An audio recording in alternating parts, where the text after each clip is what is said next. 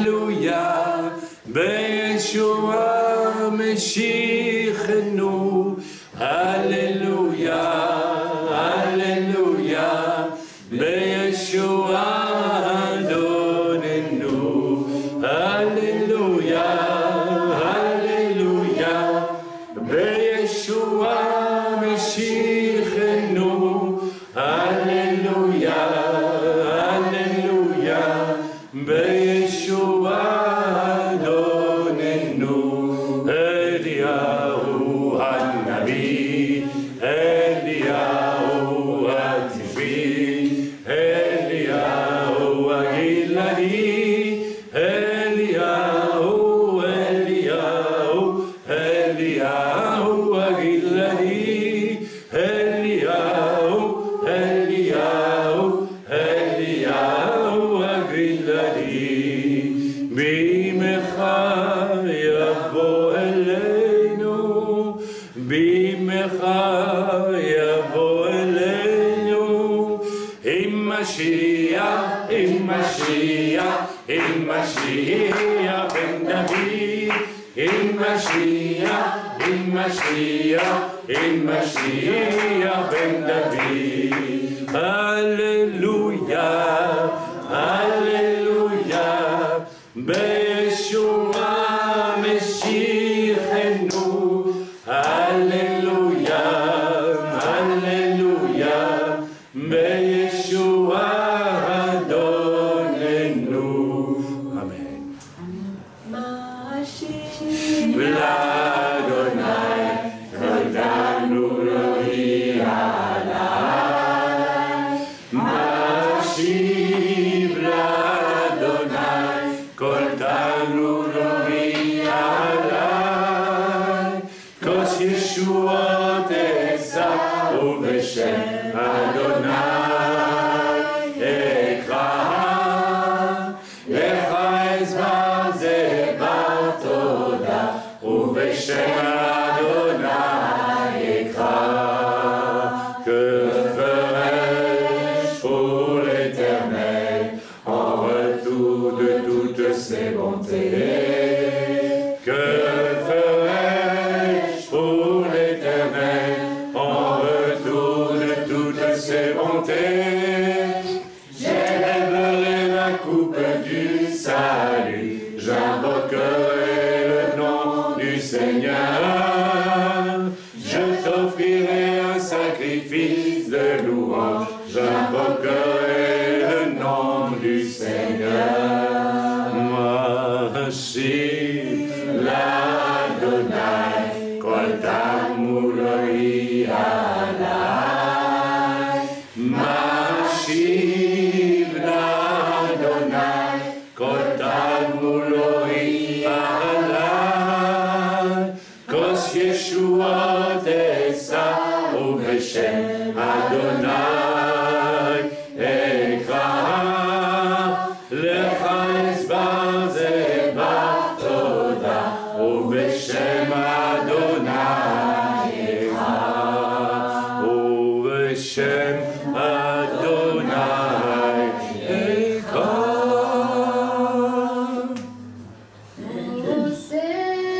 Shalom bimomam, Oyaseh shalom aleinu, ve'al kol Yisrael, ve'imru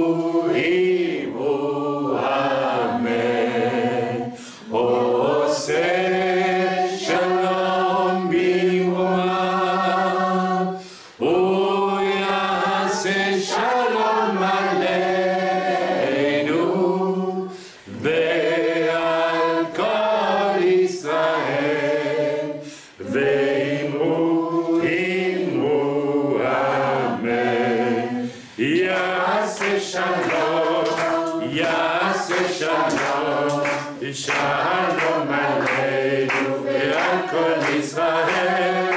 Yaseh shalom, Yaseh shalom, shalom aleinu, ve'al kol Yisrael. Yaseh shalom, Yaseh Shalom, Shalom Aleinu, ve'al kol Yisrael. Yaseh Shalom, Shalom Aleinu, ve'al kol Yisrael. Yaseh Shalom, Shalom Aleinu, ve'al kol Yisrael. Atzalinu, Atzalinu, Atzalinu. Atzalinu, Atzalinu, Atzalinu. Vanadashnu, vegan tzaranu. Vanadashnu, vegan tzaranu. Aval odo katzanu. Aval odo katzanu. Shiviti Adonai lenegditami. Shiviti Adonai lenegditami. Ki mi emin baremot lahen samar libi. Vayagel kvodi, vayagel kvodi, vayagel kvodi, vayagel kvodi. Shiviti Adonai lenegditami. Shiviti Adonai lenegditami. Ki mi emin baremot lahen samar libi. Vayagel kvodi, vayagel kvodi, vayagel kvodi, vayagel kvodi. Shema Yisrael, Adonai Eloheinu, Adonai Echad. Baruch Shem Kevod Malchuto Leolam Vaed. Ça me donne une pensée, ça me dit de vous dire, de te dire, mon frère, ma soeur, je ne sais pas qui, tu as le cœur très lourd ce matin, tu as le cœur lourd, tu as le cœur triste, mais moi je te dis, moi le Seigneur, je te dis, mais regarde à la victoire que j'ai remportée à la croix. Confie-toi en moi et regarde plutôt à ce que j'ai accompli pour toi et pour tous ceux qui sont autour de toi et confesse cette victoire plutôt que de regarder à ce qui alourdit ton cœur ce matin, à ce qui t'attriste, à ce qui te conduit dans la perplexité, la douleur, le chagrin. Sache que toutes choses sont permises par moi et toutes choses concourent au bien de ceux qui aiment Dieu. Alors confie-toi dans moi, confie la situation dans celui qui est mort à la croix et ressuscité afin que l'esprit de la résurrection puisse intervenir là où quelque chose t'alourdit, t'attriste, où tu vois la défaite aujourd'hui. Sois réjoui, lève-toi et réjouis-toi devant moi et confesse que la victoire en mon nom est là aussi, dans la situation, dans la chose qui te peine, qui t'alourdit ce matin. Dans le nom de Yeshua, Seigneur, nous ne voulons pas laisser, nous savons que chaque fois qu'il y a des avancées pour ton royaume, et nous en avons vu depuis Pessah et avant Pessah, Seigneur, quand je considère le visage merveilleux de mon frère Yaakov, qui, un homme de 62 ans, chrétien depuis 3 ou 4 générations qui vient seulement de naître de nouveau. Et quand je considère ce qui s'est passé à Pessah, avec Seigneur, quand je considère le travail merveilleux que nous avons vécu encore il y a quelques jours en France, eh bien, nous savons que nous avons un adversaire qui veut en profiter pour essayer de nous attrister d'une façon ou d'une autre. Mais nous refusons cela et nous confessons que tu es celui qui a vaincu la mort, le diable, le péché, nos erreurs, nos fautes, tout cela à la croix de Golgotha. Et tu veux nous faire vivre dans un esprit de résurrection et de victoire. Et nous t'en bénissons, Père éternel. Nous te louons ce matin pour cela. Nous te louons, Seigneur, toi le ressuscité, toi le vivant, toi qui règnes, toi qui a donné un coup de gong, qui a une répercussion universelle, cosmique, depuis 2000 ans, et qui nous parle, Seigneur, du salut, et qui nous parle de la nouvelle naissance, même de la création, Seigneur. Tu reviens bientôt pour rétablir la vie sur cette terre que nous, les humains, nous sommes en train de détruire complètement, Seigneur. Merci, parce que je ne veux pas regarder à ce qui va mal sur cette terre, parce que si je regarde ça sans espoir, eh bien, autant mourir tout de suite. Seigneur, tout est en train de se détruire sur cette terre. Le moral des hommes, leur moralité, Seigneur, leur intelligence est en train de se réduire. Les animaux disparaissent, Seigneur. En France, je crois que c'est 450 millions d'étourneaux. Vous vous rendez compte des étourneaux? C'est un oiseau de base dans notre Europe occidentale. Eh bien, 450 millions d'étourneaux ont disparu du ciel de France. Il n'y a plus d'hirondelles. Et 80% des insectes ont disparu en Europe occidentale. Vous savez, c'est un monde qui va à la destruction totale. Mais moi, je confesse que celui qui revient, Yeshua Mashiach, va ressusciter tout de façon extraordinaire. Merci Seigneur, parce que déjà maintenant, tu es en train de disposer les choses pour restaurer toutes choses.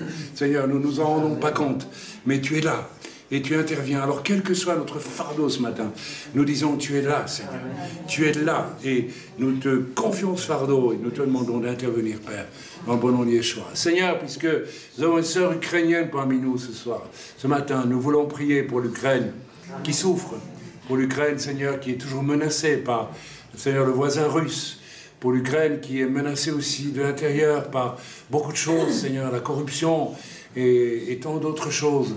Et Seigneur, qui a besoin de toi, qui a vraiment besoin de toi.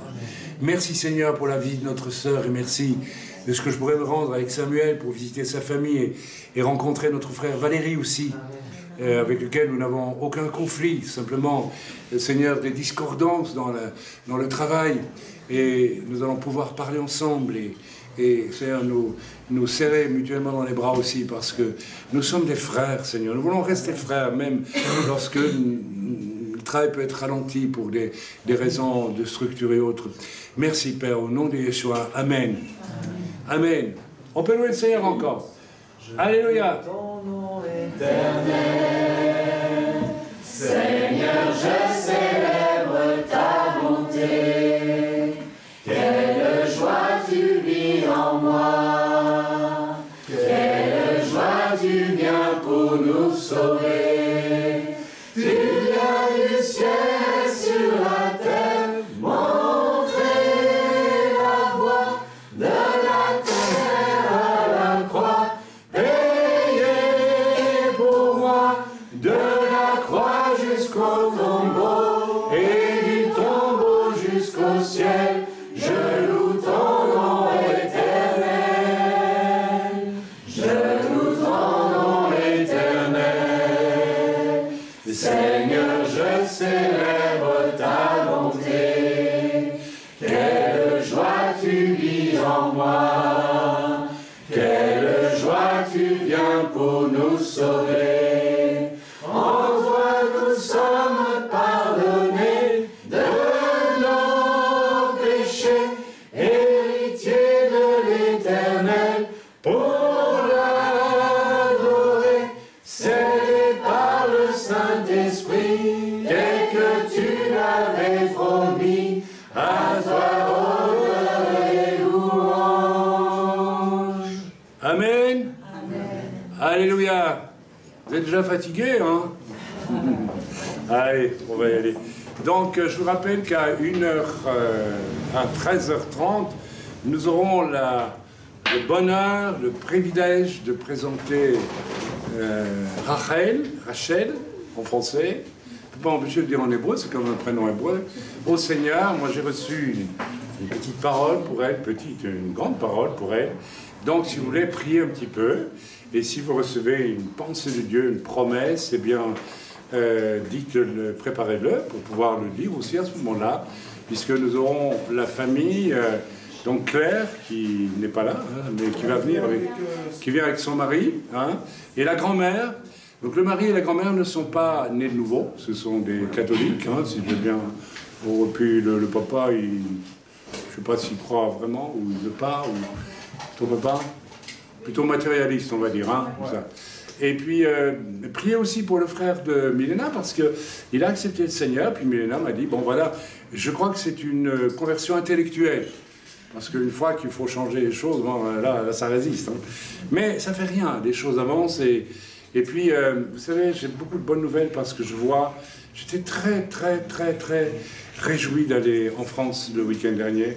Parce que je vois vraiment que les gens deviennent... C'est parce que je crois qu'en France, les gens sentent vraiment que ça va très mal partout. Et là, maintenant, les gens commencent à... C'est pas facile pour les Français de se tourner vers Dieu. Vous savez, l'histoire de France est une histoire très difficile et l'athéisme, l'agnosticisme sont rentrés violemment depuis des siècles en France. Alors, mais il y a quelque chose qui se passe en France, les gens se tournent vers Dieu. C'est un fait. Pas tout le monde, mais il y a quelque chose. Donc, ça m'a vraiment réjoui de voir le sérieux de tous ceux qui étaient là, et qui sont tous des gens isolés, qui n'ont pas d'assemblée, et qui ne vivent qu'avec nos messages. Alors tant mieux, ça veut dire quand même que nos messages... Et puis, vous savez, il y en a qui m'ont dit, et moi je le sais aussi, hein, frère, quand tu prêchais, c'était pour moi, hein. Oui, je sais, c'est pour toi, je savais aussi que c'était pour toi. C'est quand même émouvant de savoir qu'on prêche ici, et que le message va être pour une personne, etc. C'est encore le cas ce matin. C'est presque pas pour vous, vous m'en voulez pas, hein. Mais j'ai un message pour des jeunes qui m'écrivent, des jeunes qui veulent servir Dieu, mais qui sont vraiment... au départ de tout, et donc je vois toutes les bêtises, les erreurs qu'ils pourraient faire, que j'ai fait parfois moi aussi, et je sens que Dieu me demande de parler pour eux ce matin, mais ça va vous servir aussi, rassurez-vous. Donc, voilà. On va aller dans la part... Donc, on a cette présentation de Rachel. Je peux dire Rachel, ça ne dérange pas. Hein, bon, moi, ça sort comme ça. Et alors, elle est belle comme tout, elle est là, en train de dormir. Dites, il faut vous dépêcher un peu les autres. Moi, j'aime bien les bébés. Tant que je suis encore vivant, quand même. Quand je vois un enfant, moi, à mon âge, au fond, hein. Alors, faites-moi plaisir, quoi. Chez Moulin, c'est fini, le programme est arrêté. Bon. Je vais pas être indélicat à en dire plus, mais bon, je regarde personne, hein, ça va. J'ai regardé Yann. Il ne m'a pas vu, alors ça va. Bien, non, mais c'est tellement beau. Vous savez, quand un enfant naît dans un couple vraiment chrétien, vous savez, quand je l'ai vu à l'hôpital, j'ai vu la main de Dieu sur cette petite. Je peux vous dire, c'est pas une blague. J'ai une promesse pour elle d'ailleurs, et je vais la donner. Et ça n'a absolument rien à voir avec les enfants qui naissent dans le monde. Vous savez, il y a la marque du péché, elle est forte quelquefois. On le voit, celui qui a l'esprit voit ces choses. Donc, merci Seigneur pour les enfants qui nous sont donnés. Je dis bien qu'ils nous sont donnés, hein, parce qu'on est une grande famille. Bon, ah oui, c'est ta fille, d'accord. Pas de problème. On ne te l'apprendra pas, Arnaud. Mais il n'a rien dit, hein. D'accord. Bien, mais je le taquine un petit peu, comme toujours. Voilà, donc on va lire Jean, divers passages qui se suivent, d'ailleurs, dans Jean, le magnifique, le profond, le merveilleux et simple à la fois évangile de Jean. Jean est celui qui, avec des mots simples, dit des choses d'une profondeur inouïe. Et c'est peut-être pas pour rien que c'était le disciple préféré du Seigneur, parce que je crois qu'en profondeur, c'est celui qui a le plus compris les choses qu'il fallait comprendre, mais alors très profondément. Donc, l'évangile de Jean au chapitre 7, Yohanan, Sheva, Bevakasha, pour ceux qui apprennent l'hébreu, si au moins il y en a. Qu'est-ce qu'apprend l'hébreu ici? Personne, vous avez tort. Hein. Voilà, donc c'est chapitre 7, j'ai dit. Ok. Alors on va... Vous savez, si on veut bien faire attention, ça fait des mois et des mois que je prêche sur les mêmes thèmes. Toujours les mêmes thèmes. Il faut croire que le Seigneur va vraiment insister pour que ça rentre dans nos esprits. Hein. Est-ce que quelqu'un a reçu une pensée de Dieu pendant la louange? Non, personne. Mais ça allait tellement dans le même sens que toi que... Mais vas-y, dis-le, parce que j'ai reçu, quelqu'un avait reçu aussi une pensée du Seigneur. Alors, vas-y, dis-le. Je sentais qu'il y avait effectivement un poids. Il y avait un poids, hein, ouais. Ça peut être des problèmes personnels, mais d'autres choses aussi. Et le Seigneur m'a montré qu'il fallait vraiment regarder à lui. Amen. Pas regarder aux circonstances, pas regarder à ce qui se passe autour de nous, mais nous souvenir que le peuple d'Israël a été choisi par Dieu parce qu'il était un peuple humble et petit, non pas pour sa richesse, sa grandeur, le nombre de ses membres, mais parce qu'il était petit afin que Dieu puisse se glorifier en lui. Et voilà. Alors je vous recommande encore une fois, au cas où vous pourriez le trouver, le livre de Scott Holz, que j'ai recommandé à tout le monde, Un doux murmure dans le lieu secret. Lisez ce livre. Scott Holz. Le mystère de l'iniquité. Ah, non. Ah oui, c'est le mystère de l'iniquité, pardon, excusez-moi. Oui, parce que c'est un autre, le doux murmure. Enfin, je ne sais plus. Mais enfin, vous pouvez lire les deux, à mon avis, c'est bon. Et Scott est un vrai prophète. Un vrai. Je peux vous dire, lui, c'est un vrai prophète. Pas dans le sens d'annoncer des choses fracassantes, mais d'annoncer des vérités. Et il a parlé en 2002 pour ce que nous vivons aujourd'hui. Et alors, il ne vous annonce pas un grand réveil de ceci ou de ça, au contraire. Il dit que c'est un temps où Dieu visite les cœurs pour voir ce qu'il y a vraiment au fond. Et Dieu fait monter à la surface ce qu'il y a au fond des cœurs. Alors s'il y a même 90% de bons, mais qu'il reste un seul % de mauvais, le Seigneur va faire sortir le mauvais pour que le mauvais disparaisse. Pas pour que la personne... voilà, pour que la personne réalise. Donc, c'est un temps spécial. Vous savez, on s'approche d'étapes extrêmement particulières. Je ne vais pas parler d'enlèvement, je ne vais pas parler des vierges folles et des vierges sages. Tout le monde connaît ça. Mais on y est là. Donc il faut bien que le Seigneur vienne chercher cette fameuse épouse sans tache ni ride, c'est-à-dire sans un gramme qui peut ne pas correspondre à la vérité, à ce qui est émettre en nous. Et c'est très profond, c'est très... Alors je vous recommande de le lire parce que, en plus, ce frère a de l'humilité. C'est pas du tout le genre ministère qui se fait voir. Au contraire, par exemple, il a refusé d'éditer son livre dans les grandes maisons d'édition américaines parce qu'il savait très bien qu'on lui ferait une pub du tonnerre, on l'inviterait à la télévision et il aurait plein d'argent. Et il a dit non, on va le faire à notre propre compte. Si Dieu sait quels sont ceux qui doivent lire mon livre, ça, c'est ça. Ça rejoint tout à fait ce que nous on fait depuis des années. Je ne vais pas chez les éditeurs chrétiens, je ne vais plus. Parce que j'ai vu ce que c'est comme milieu. Je dis franchement, je ne veux plus y mettre les pieds. C'est très simple. C'est simple. On ne peut pas vivre avec des gens, voilà. Je ne dis pas tous, mais beaucoup en tout cas. Corrompus, voilà, on va le dire. On va le dire ouvertement. Il ne faut pas avoir peur de dire la vérité. Donc, mais Scott est un homme d'ailleurs, c'est pas il ne fait pas la vedette, on ne le voit pas dans les grands shows, etc. Et quand un gars a vraiment du poids pour le Seigneur, il peut rentrer aussi dans cette humilité. Vous savez, j'ai donné un témoignage plusieurs fois de l'expérience que j'ai vécue 2 ou 3 fois dans mon ministère où il y avait comme une espèce de succès qui venait, puis Dieu me disait, oh là, retour à la case inconnue un petit peu. Hein. C'est très important. D'ailleurs, ça va avec le message que je vais vous donner aujourd'hui. Puisqu'il va nous parler de la préparation pour pouvoir rentrer dans l'appel du Seigneur. Eh bien, cette préparation implique une immense étape d'humilité, de brisement et de silence. Ok ? Trop de gens aujourd'hui veulent servir Dieu parce qu'ils veulent faire du bruit. Ils veulent au fond qu'on les voit, voilà. Ne dites pas que ce n'est pas fréquent, c'est quelque chose qui est au fond de tous nos cœurs. Et rares sont les hommes de Dieu vraiment désintéressés, qui cherchent que la gloire de Dieu, pas d'abord la gloire, que la gloire de Dieu. Et chercher la gloire de Dieu, ça va impliquer aussi qu'on va être obligé de vivre des tests extrêmement importants.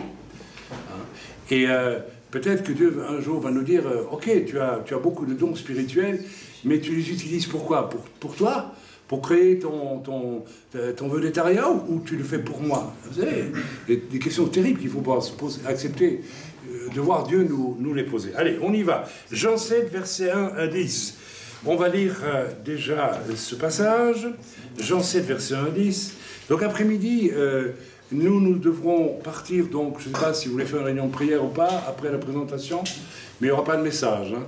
Donc parce que moi, je reçois mon fils... c'est le seul jour où il faut le recevoir, aujourd'hui après-midi. Et puis, puisqu'après, on rentre à la maison, chez nous, là-bas. Et donc, je ne pourrai plus le voir. Alors, c'est quand même normal que je vois au moins mon fils. Ça fait combien de temps qu'on est revenu? Nous allons faire 2 mois ici. Pas tout à fait. Pas presque 2 mois. Donc, chapitre 7, verset 1er jusqu'au verset 10. Après cela, Jésus parcourait la Galilée, car il ne voulait pas séjourner en Judée, parce que les Juifs cherchaient à le faire mourir. Ok, ça c'est une idée. Or, la fête des Juifs, la fête des tabernacles était proche. Et ses frères lui dirent, « Pars d'ici et va en Judée, afin que tes disciples voient aussi les œuvres que tu fais. Personne n'agit en secret lorsqu'il désire paraître. Si tu fais ces choses, montre-toi toi-même au monde. » Car ses frères non plus ne croyaient pas en lui.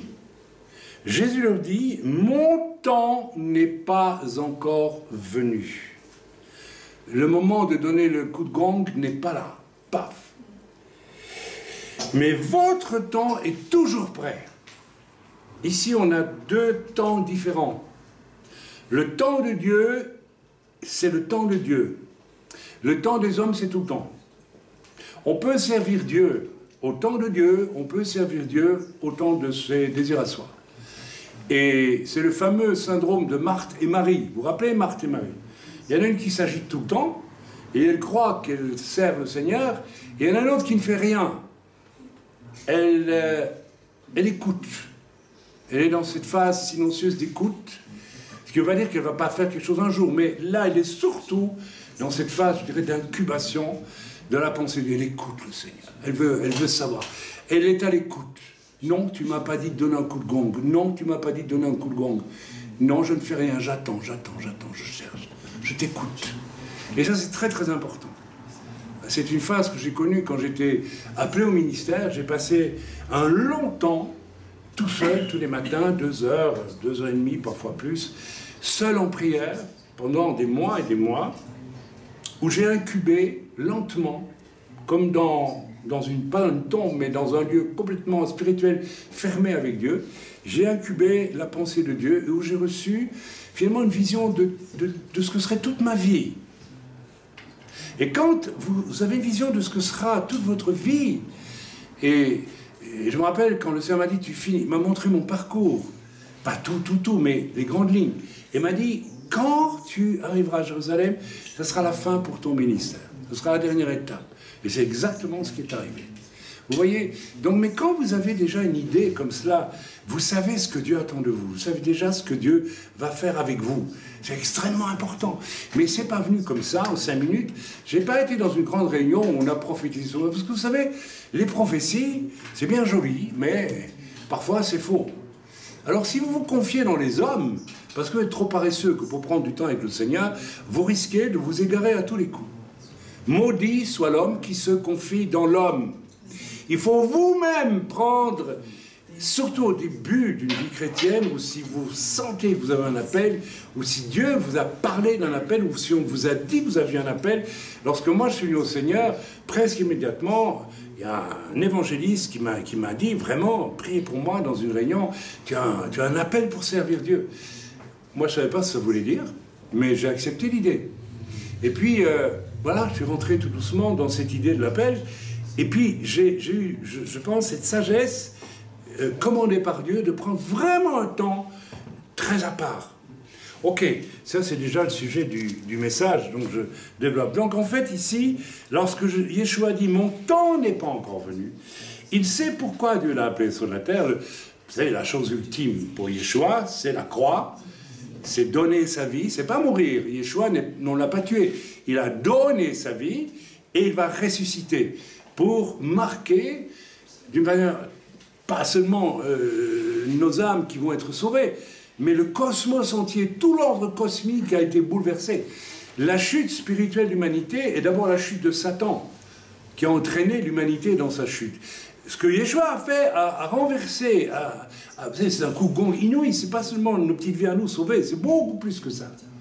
Et Yeshua savait que ça, c'était le moment ultime pour lui, le moment le plus important. Alors il y en aurait d'autres avant, mais si vous lisez bien tout le ministère de Yeshua, la chose vraiment importante, la plus importante, c'est de mourir sur la croix et de ressusciter.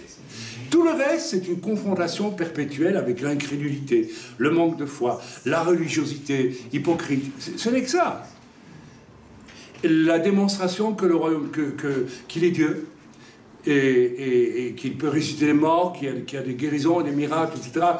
Mais, en fait, au fond, Yeshua, si vous le lisez bien, il avait une chose essentielle, c'est de mourir sur une croix et de ressusciter. Et il est Dieu. Alors, si à côté de ça, nous nous regardons parfois, et reconnaissons-le, et je parle ici pour tous ceux qui sont en train de croire, ou de penser, ou peut-être c'est juste, que Dieu veut les utiliser. Ayez l'honnêteté de vous rendre compte à quel point vous vous agitez comme celle qui s'agitait de Marthe et Marie. Hein. Et à quelle qui s'agitait? Marthe. S'agitait beaucoup. Alors c'est intéressant parce que l'autre jour, j'étais à Ikea pour changer un truc qu'on avait acheté, on s'était trompé, ma femme et moi, et la vendeuse était une Africaine, et alors c'est incroyable, vous savez comment le Seigneur fait, et elle avait un badge qui était marqué Marthe. Alors ça me dit, dis-lui qu'elle a un nom biblique, parce qu'il voulait que je parle avec elle, quoi. Ah, j'ai dit, vous savez qu'elle était un petit peu ça, parce que, bon, elle sert les gens toute la journée, elle était un peu de mauvaise humeur. Et alors, j'ai dit, vous savez que ça avait un nom biblique? Elle me dit, ah, mais oui, ah, mais je l'aime beaucoup, hein. Oh là là, c'est... Et j'ai dit, vous êtes chrétienne? Ah oui, je suis chrétienne. Ah, j'ai dit, moi je suis pasteur. Ah, alors, il n'y avait plus de clients, puis elle commençait à parler, elle était toute contente. Et puis j'ai dit, vous venez de quel pays? J'ai dit, du Congo Kinshasa. Ah, le Congo Kinshasa. Vous connaissez Papa Kelani? C'est le président des Assemblées de Dieu du Togo, du Congo. Je l'ai rencontré avec Charles Schinkel il y a 10 ans maintenant. On nous avait invités pour une grande convention des Assemblées de Dieu du Congo. Et en plus, quand je l'ai rencontré, je lui ai parlé de mon parrain, qui était ingénieur et qui a construit l'aérodrome de Kinshasa, de Njili. Il est dans les années 60 par là. Et alors il m'a dit, ah oui, Papa Kelani. Il m'a dit, mais oui, je me rappelle bien, il s'appelait Paille, il s'appelait Monsieur Lapaille. Hein. J'ai travaillé avec lui, j'étais son adjoint. Alors du coup, on était comme des... on était des frères et sœurs, ça, et puis se quitter, et puis elle m'a béni, moi je l'ai béni. Tous les gens étaient en train de regarder les équations. Mais enfin, on est en Suisse, il y a quand même des chrétiens ici. Mais ça a été en fait un témoignage. On a témoigné comme des frères en sœurs, puis elle était mauvaise, et puis tout ça, elle avait un visage merveilleux. Elle nous a regardés tout émus, et puis les 5 caisses étaient ouvertes comme ça quand on partait, et puis les gens ont dû se dire... Mais vous voyez, sans même qu'on s'en rende compte, on témoigne de la beauté de ce que Jésus fait. Il n'y a pas de racisme, tout ça était on a balayé le racisme, on a balayé l'incompréhension, tout ça en 5 secondes, parce qu'on était chrétiens tous les deux. Et parce que, voilà, et elle m'a dit, oui, Papa Kelani, oh, c'est mon pasteur, bon... un peu trop idolâtre peut-être, mais enfin bref, elle aime beaucoup. Et il se fait que, voilà, donc tout ça était imbriqué. Et Dieu a fait sauter, là, Dieu donne un coup de gong. Tous les gens qui étaient autour, je m'en suis rendu après, ils ont dit, mais ceux-là, alors, c'est des vrais chrétiens, hein, qu'est-ce qui se passe avec eux? Peut-être commencent à réfléchir, peut-être qu'ils sont retournés prendre leur Bible, qui est cachée dans un coffre.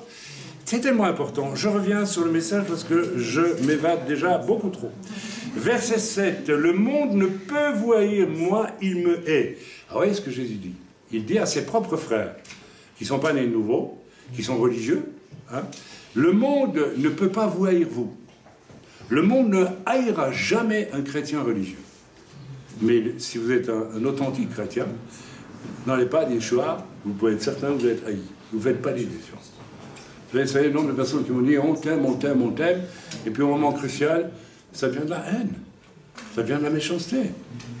Les gens vous aiment tant que vous leur convenez à eux, mais quand vous ne leur convenez pas parce que vous dites la parole de Dieu dit ceci, ils vous haïssent, celui qui sont des chrétiens religieux. Et il y en a beaucoup.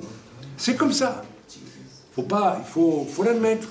Il faut vérifier si l'on est soit dans le camp des religieux ou dans le camp de ceux qui suivent Yeshua. C'est Yeshua qui parle ici. Le monde ne peut vous haïr, c'est impossible, vous ne serez jamais haï. Mais moi, le monde me hait parce que je rends de lui le témoignage que ses œuvres sont mauvaises. C'est ce que je viens de vous dire. Les gens vous aiment tant que vous allez dans le sens qui leur convient. À partir du moment où vous leur dites « les œuvres que tu produis ne sont pas bonnes », ils vous haïssent. C'est à ça qu'on reconnaît quelqu'un qui est vraiment né de nouveau. S'il sait recevoir une remarque, s'il sait recevoir, être repris. Parfois, il faut reprendre des gens. C'est le test. C'est le test. Amen. Montez, vous, à cette fête, pour moi, je n'y monte pas encore, parce que mon temps n'est pas encore accompli. Après avoir dit cela, il resta en Galilée. Lorsque ses frères furent montés à la fête, il y monta aussi lui-même, non publiquement, mais comme en secret. Alors, on va essayer de commenter déjà ces 10 premiers versets. Amen. Première leçon que nous allons retirer, nous, de ce passage, nous devons fuir les non-temps de Dieu, ce qui n'est pas les temps de Dieu. Yeshua dit, ses frères veulent qu'il monte pour la fête à Jérusalem, la fête des tabernacles, donc c'est Sukkot, hein. Et il dit non, je n'y monte pas parce que mon temps, le temps de Dieu pour moi n'est pas encore là. Il pense à autre chose, bien sûr. Il ne pense pas que le temps de Dieu pour monter à la fête des tabernacles. C'est pas la fête des tabernacles d'ailleurs, c'est à Pessah qu'il va mourir, c'est pas la fête des tabernacles. C'est à Pessah qu'il va donner sa vie. Là, c'est la raison pour laquelle, une fois par an, nous prenons la Sainte Seine toujours à Pessah. Mes amis, ça c'est la fête centrale, pour moi, de toute l'Écriture. Et c'est pas pour rien qu'à Pessah, chaque fois, hein, ça tranche. Hein, ça tranche. Il n'y a rien à faire. Amen. Première leçon, fuyons tout ce qui n'est pas le temps de Dieu et, n'est-ce pas, et le désir tout humain de ses frères, c'est les frères de Yeshua, les frères dans la chair qui lui demandent de manifester. Qu'est-ce qu'il demande à ses frères? Eh bien, si tu es vraiment le Messie, fais en sorte que tout le monde le sache maintenant.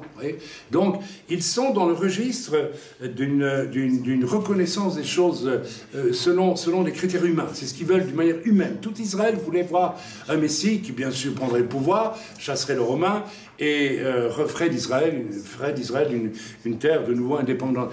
Il est évident que le coup de gong que Yeshua était venu donner sur la terre était d'un tout autre ordre que cela. Alors, vous aussi, vous qui sentez un appel, vous devez apprendre à discerner tout ce qui va vouloir essayer de vous ramener dans ce qui est humain et qui peut être religieux.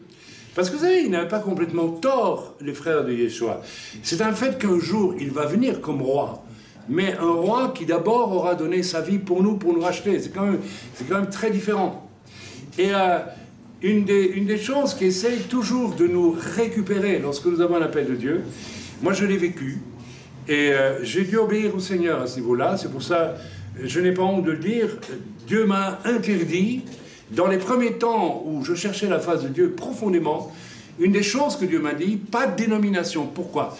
Parce que vous aurez toujours dans le monde des dénominations des gens qui essaieront de vous ramener à du religieux d'homme. Vous voyez ce que je veux dire? Et il n'y a rien à faire, vous ne pouvez pas servir Dieu avec ça.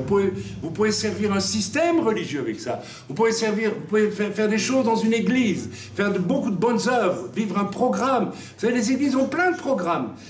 Et vous pouvez faire tout ça et que Dieu s'en fiche complètement parce que ce n'est pas le désir de Dieu. Essayons d'avoir cette intelligence, de nous rendre compte que nous pouvons avoir il y a des grandes églises qui ont des programmes. Et vous savez, moi j'ai été responsable de centre culturel. Qu'est-ce que je faisais? J'étais chargé de distraire les gens dans une région donnée. Bonjour Chantal. Et puis, maintenant elle est gênée parce qu'elle rentre tout doucement et puis, et puis je la taquine. Et c'était quoi mon rôle? C'était de construire un programme culturel pour toute une région. Ok? Mais vous savez, dans certaines églises, j'ai l'impression que parfois, un pasteur, c'est un peu la même chose. Il est chargé de construire un programme pour distraire les chrétiens, pour les occuper. Alors, on fait des bonnes œuvres, on fait le club des femmes qui vont secourir ceci, les clubs des hommes qui vont faire ceci, etc. Mais c'est peut-être une bonne chose, si Dieu l'a demandé. Et croyez-moi que très souvent, ce n'est pas le cas. Il y a même pire que ça. Il y a maintenant les églises corridors, vous savez, où on rentre juste pour un show. Alors les salles est grande, on invite une vedette tous les week-ends, et alors voilà. Qu'est-ce qui est de Dieu là-dedans? C'est ça la question. Vous me suivez? Amen. Donc la première des choses à faire, si on veut servir Dieu, c'est de fuir ce qui n'est pas le temps de Dieu, et ce qui est proposé par les hommes. Voilà. Même vous ici, vous participez d'un programme, mais vous aurez remarqué que ce programme n'est pas établi par nous. Vous avez remarqué, c'est un programme reçu dans la prière. Si Dieu ne vous invite pas à y participer, n'y rentrez pas. N'y rentrez pas. Amen. Vous avez bien vu, quand on a commencé à évangéliser beaucoup, là, c'était reçu, bien, vous n'avez pas fait d'effort. Et qui a fait un effort pour y rentrer dans l'évangélisation? Vous n'avez pas fait d'effort. Vous savez pourquoi? Parce que c'était le temps de Dieu. Ce n'est pas quelque chose qui venait de vous. Donc, c'est très important. OK? Donc, il y a une lutte qui va naître automatiquement en moi, dès que je vais vouloir vraiment servir le Seigneur. Évidemment, si je ne veux pas servir le Seigneur, bon, ben, je n'aurai pas de lutte. Mais si je veux servir le Seigneur, si je sens, et je crois que tout le monde est appelé à servir, alors, différemment, chacun, c'est ça qui est beau. Hein? Il y en a qui sont la tête, il y en a qui sont l'orteil, il y en a qui sont le petit doigt, il y en a qui sont le pouce. Alors, moi, je ne sais pas ce qui est mieux, mon pouce, parce qu'il est costaud, ou bien ma tête, j'en sais rien, mais voilà, on est chacun quelque chose. Et il n'y a rien qui est moins qu'une autre chose. Donc c'est important. Nous aurons cette tension entre capter profondément la pensée de Dieu, pas pour un jour ou deux, pas pour une semaine, mais pour toute ma vie finalement. Vous savez, vous devez chercher le plan de Dieu pour toute votre vie. Vous devez prier, passer des heures en prière, jeûner s'il le faut, mais vous devez avoir ce désir de trouver la raison pour laquelle vous êtes sur la terre finalement. Qu'est-ce qu'on fait sur cette terre? Pourquoi je suis venu ici? Je suis juste venu pourquoi? Pour me marier, avoir du travail, etc. Vous savez, un jour j'ai dit à ma mère, j'avais 15 ans, mais maman, mais qu'est-ce qu'on fait sur la terre? Elle m'a dit, ben écoute, on est là pour se marier. Et je dis non, s'il n'y a que ça ne vaut pas la peine. Vous voyez, il y avait cette inquiétude, cette angoisse, mais pourquoi je suis sur la terre? Juste pour travailler? Oui, il faut travailler bien sûr, mais je veux dire, s'il n'y a rien d'autre, ça n'a pas de sens. Donc, c'est très important. On continue maintenant à partir du verset 11 à 16. Amen. Donc, Yeshua dit non à ses frères. Il dit, voilà, pour vous, c'est tout le temps de vous agiter et de faire toutes sortes de choses. Mais pour moi, je cherche juste à faire ce que j'ai à faire. Et la chose la plus essentielle, ça va être de mourir et de ressusciter. C'est ça, en fait. OK? Bien. On continue la lecture. Les Juifs le cherchaient pendant la fête et disaient « Où est-il » Il y avait dans la foule une grande rumeur à son sujet. Les uns disaient « C'est un homme de bien », d'autres disaient « Non, il égare la multitude ». Personne toutefois ne parlait librement de lui par crainte des Juifs. Donc du verset « Vers le milieu de la fête, alors écoutez bien, Jésus monta au temple et il enseignait. Les Juifs s'étonnaient, disant « Comment connaît-il les Écritures, lui qui n'a point étudié ?» Alors ça j'aime bien. C'est une gifle. Hein. Celui qui cherche profondément la volonté de Dieu pour sa vie. Vous savez, le Seigneur m'a interdit d'aller dans une école biblique. J'ai dit bien interdit. Il n'a pas permis. Je vous donne un court témoignage tantôt. Mais, ayant cherché profondément la volonté de Dieu pour ma vie, Dieu m'a équipé, mes amis. Dieu m'a équipé. Et c'est pas du tout pour faire un cocorico, mais quand je fais la formation en marchand, on a eu un jeune qui a fait l'école biblique parmi nous, qui n'est plus là, malheureusement. Et il m'a dit un jour, la façon... Écoutez, je vous le dis parce que je ne veux pas non plus vouloir donner l'impression que je me vante, mais la façon dont tu as expliqué les 5 ministères et 9 dons, jamais à l'école biblique on a expliqué comme ça. Vous voyez? Pourquoi? Parce que, cherchant Dieu profondément pour moi, au départ de mon service pour le Seigneur, Dieu m'a équipé avec la parole de Dieu. Et je peux mettre une passion dans la connaissance que certaines personnes qui ont une connaissance toute intellectuelle ne mettront jamais. Je peux mettre une conviction, et vous savez, Dieu aime que nous ayons une conviction. Si nous lisons la Bible sans conviction, si nous enseignons sans conviction, écoutez, comment voulez-vous que Dieu nous donne des révélations puissantes? Dieu aime que nous ayons le feu pour le servir. Alors, écoutez, si vous êtes un chef d'entreprise, vous engagez un ouvrier, il vient le matin, ding ding, puis il va à son travail, le soir, ding ding, salut. Mais vous venez à votre travail le matin, ah chouette, bonjour patron, ça va? Oh là là, un nouveau projet aujourd'hui, super. Ding ding, là, je partirai pas une seconde avant parce que là, nouveau projet, je veux, ah là là là là, c'est un super projet. Waouh, le patron qui a ça, celui-là, on va lui confier beaucoup plus. Ah oui, parce qu'il, pas dans un esprit de lucre, mais parce que ça l'intéresse. Dieu ne vous confie peu de choses à beaucoup de gens, vous savez pourquoi? Parce qu'en fait, Dieu ne voit pas leur passion pour Dieu. Parce que nous ne cherchons pas Dieu de manière résolue.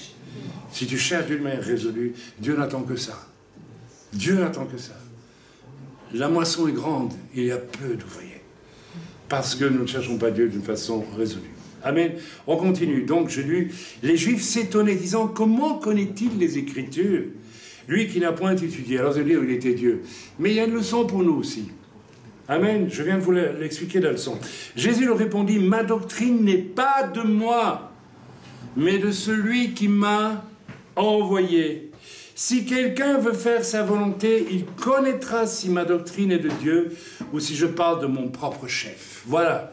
Ça, c'est extraordinaire, ce que je viens de dire là. OK? Là, nous avons ici l'image de la pure communion avec Dieu, hors des influences humaines, religieuses, intellectuelles, etc.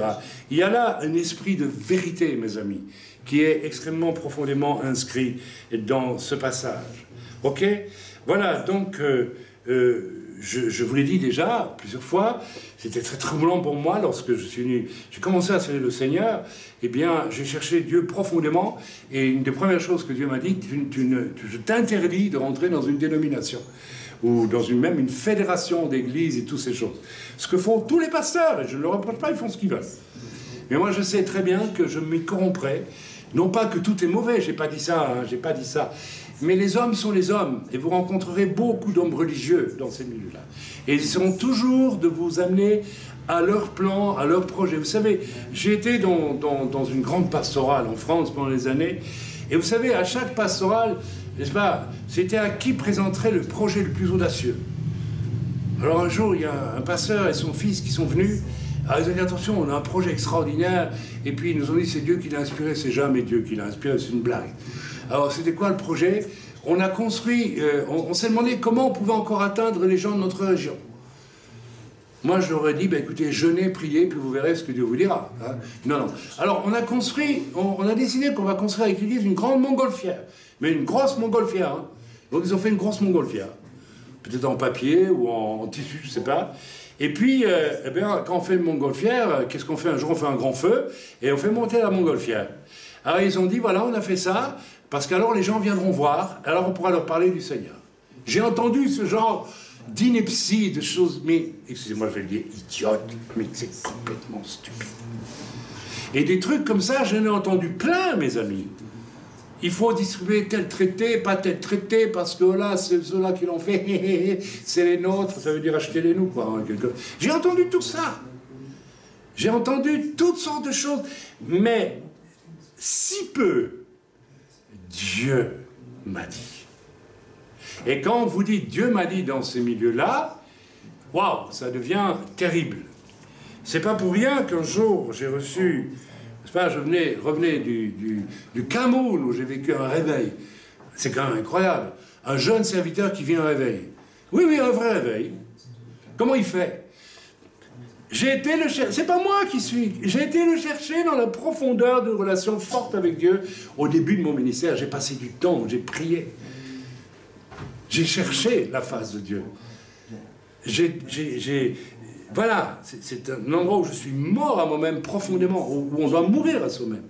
Il faut mourir à soi-même pour passer 2, 3 heures de prière, peut-être même 10 heures. On a eu des réunions de prière, tu t'en souviens, ma chérie, de 7, 8, 9 heures d'affilée à l'époque. On ne pouvait plus s'arrêter de prier tellement on était heureux de prier. On n'était que quelques-uns dans une toute petite assemblée en Belgique. C'était des réunions de prière de 10 heures qu'on avait. Et quand on avait fini, on disait, c'est déjà fini. Vous savez, ça, et on était heureux, on ne soupirait pas, hein, on n'était pas du tout... au contraire, on en voulait encore et encore et encore. Mais quand vous rentrez dans des choses comme celle-là, et vous êtes heureux en plus, vous êtes heureux, oh mes amis, alors là, Dieu va vous confier des trésors. Mais il faut aller les chercher, les trésors. Ils ne viennent pas tout seuls. Dieu, c'est pas Saint-Nicolas, c'est pas le Père Noël, hein. C'est pas Christmas, hein. Ça n'a rien à voir. C'est Dieu. Amen. Et Dieu n'attend qu'une chose, c'est de déverser des choses extraordinaires dans nos vies. Mais nous n'allons pas les chercher. C'est ça la raison pour laquelle nos vies sont moyennes. Vous avez le droit d'avoir une vie moyenne si vous voulez. Personne ne vous reprochera. Mais ne venez pas vous plaindre à la fin quand Dieu vous dira, mais dis donc, t'as pas su donner un coup de gong, toi. Alors c'est bien, t'es sauvé, mais enfin, bon, voilà, t'es sauvé, quoi. C'est comme à la distribution des prix. Hein. Quand on a quand même réussi, mais on n'a pas un seul prix. Vous voyez, on a réussi, mais on n'a pas un seul prix. Tous les autres ont reçu un prix. Et toi, t'as pas de prix. Bon, bah, t'as juste 50%, quoi. Tu passes, c'est juste. Et après, bon, c'est triste quand même. Amen. Ok.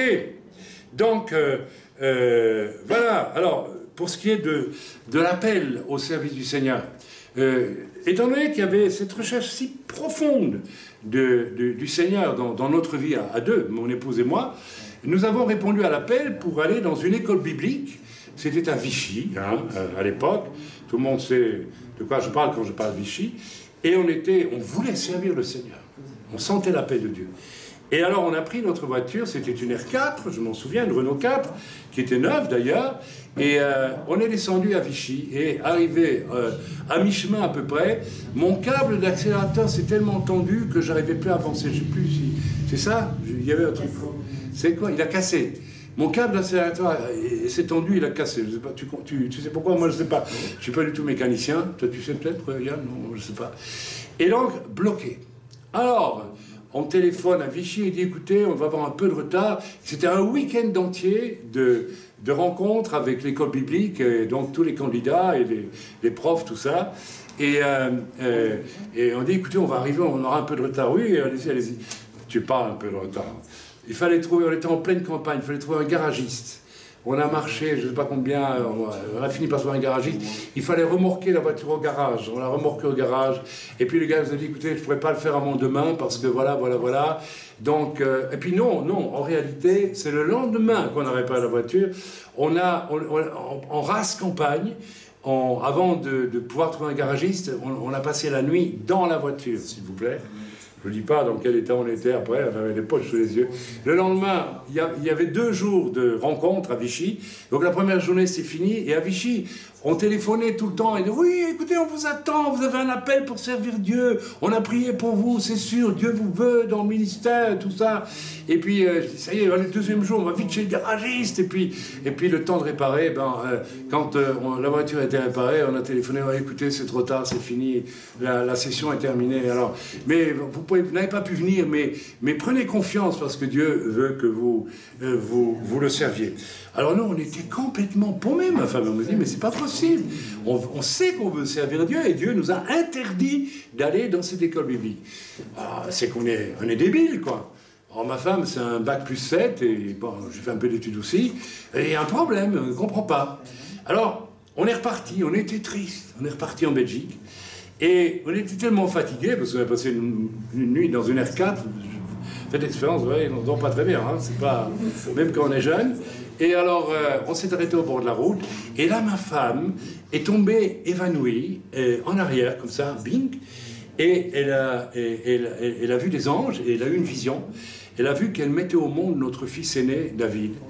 Et là, le Seigneur, je ne sais plus si c'est t'a parlé à toi ou à moi, mais aux deux probablement, j'ai un chemin pour vous former, mais ce n'est pas le chemin que vous pensiez être celui des hommes. Je vais vous former moi. Et vous allez commencer par comprendre ce qu'est un couple biblique. Oh, ça nous dit quelque chose, ça. Et ça a débouché sur quoi? Sur un coup de gong. Le livre Echad. C'est pas parce que nous l'avons écrit, je dis bien nous, parce que... mais pas mal de gens ont dit, mais là, ce livre-là, ce n'est pas une arme religieuse, c'est beaucoup plus que ça. D'accord? Je ne vais pas trop en dire. Donc, voilà, le fait d'avoir... Vous comprenez ce chemin? Dieu voulait nous enseigner, mais pour des choses spécifiques qu'il avait choisies lui, et pas celles que nous voulions. Dieu le Seigneur nous a dit, d'abord, je veux que vous fassiez un couple et une famille biblique. Or, je connais, moi, j'ai vu des couples et des familles qui sont rendus dans les écoles bibliques et les couples n'étaient pas du tout bibliques. Alors, à quoi ça sert? Si après le couple divorce, quand il sert le Seigneur. Mais ça arrive, figurez-vous. Donc, voilà, c'est un exemple que je vous donne sur la... Voilà. Quelle était ma part Alors, il y a la doctrine que les hommes vous donnent. Vous avez un cours de base qu'on a ici dans l'œuvre pour les nouveaux convertis. Ça, c'est le cours de base qu'on donne à tout le monde. Je dirais que c'est la doctrine des hommes. C'est la Bible enseignée dans ses éléments fondamentaux. Il y a aussi la doctrine d'en haut. Il y a aussi les choses que Dieu veut vous donner d'en haut. De comprendre d'en haut. Quelquefois, vous lisez la Bible et, n'est-ce pas, sort d'un verset une pensée que vous n'aviez pas imaginée. Vous l'avez déjà vécu. Là, c'est la doctrine d'en haut, je dirais. C'est la doctrine révélée. C'est Dieu qui vous parle en direct. C'est très important, cette dimension-là. Finalement, ce qui va vous rester, c'est peut-être pas tellement tout ce qu'on va vous enseigner comme des hommes, mais c'est ce qui va vous être enseigné par Dieu d'en haut à travers l'Écriture. C'est ça qui va vous rester. C'est ça qui va vous nourrir. Pourquoi? Parce que Dieu sait exactement ce dont vous avez besoin, vous. Le besoin de Fabio n'est pas mon besoin. Pour servir Dieu, nous sommes totalement différents. Le besoin de Benoît, le besoin de Yann, ou de Samuel, ou de n'importe lequel d'entre nous, est fatalement différent du mien, et le mien du vôtre. Donc, Dieu veut vous enseigner, lui. Et il faut être sensible à ça. Et pour ça, il faut le chercher aussi, profondément. J'aimerais bien voir des chrétiens qui se lèvent et qui viennent me dire « Waouh, j'ai compris ça et ça et ça, parce que Dieu m'a parlé, frère. » Donc, voilà. Mais je pense que vous vivez pour certains d'entre vous. Quels ont été les fruits, n'est-ce pas, de cette doctrine d'en haut qui est venue dans ma vie? Bien, c'est le livre Echad, c'est Bénédiction des Pères, c'est tous les livres sur la structure biblique de l'Église. C'est des choses nouvelles qui étaient très peu enseignées quand ça a apparu, n'est-ce pas? Le retour aux racines juives, etc., etc. Les principes comme numéro 1, numéro 2, enfin, toutes ces choses. Ce ne sont pas des choses... Vous savez, je vais vous dire honnêtement, lorsque j'ai présenté mon livre Echad, parce qu'il m'a demandé, je pense, et mon livre Bénédiction des Pères à Maurice Ray, vous vous rappelez de Maurice Ray? Il m'a dit, frère, vous êtes arrivé à écrire ce que j'ai voulu écrire toute ma vie, mais j'y suis pas arrivé. Ça veut dire qu'il y avait quelque chose qui devait venir de Dieu dans cette affaire.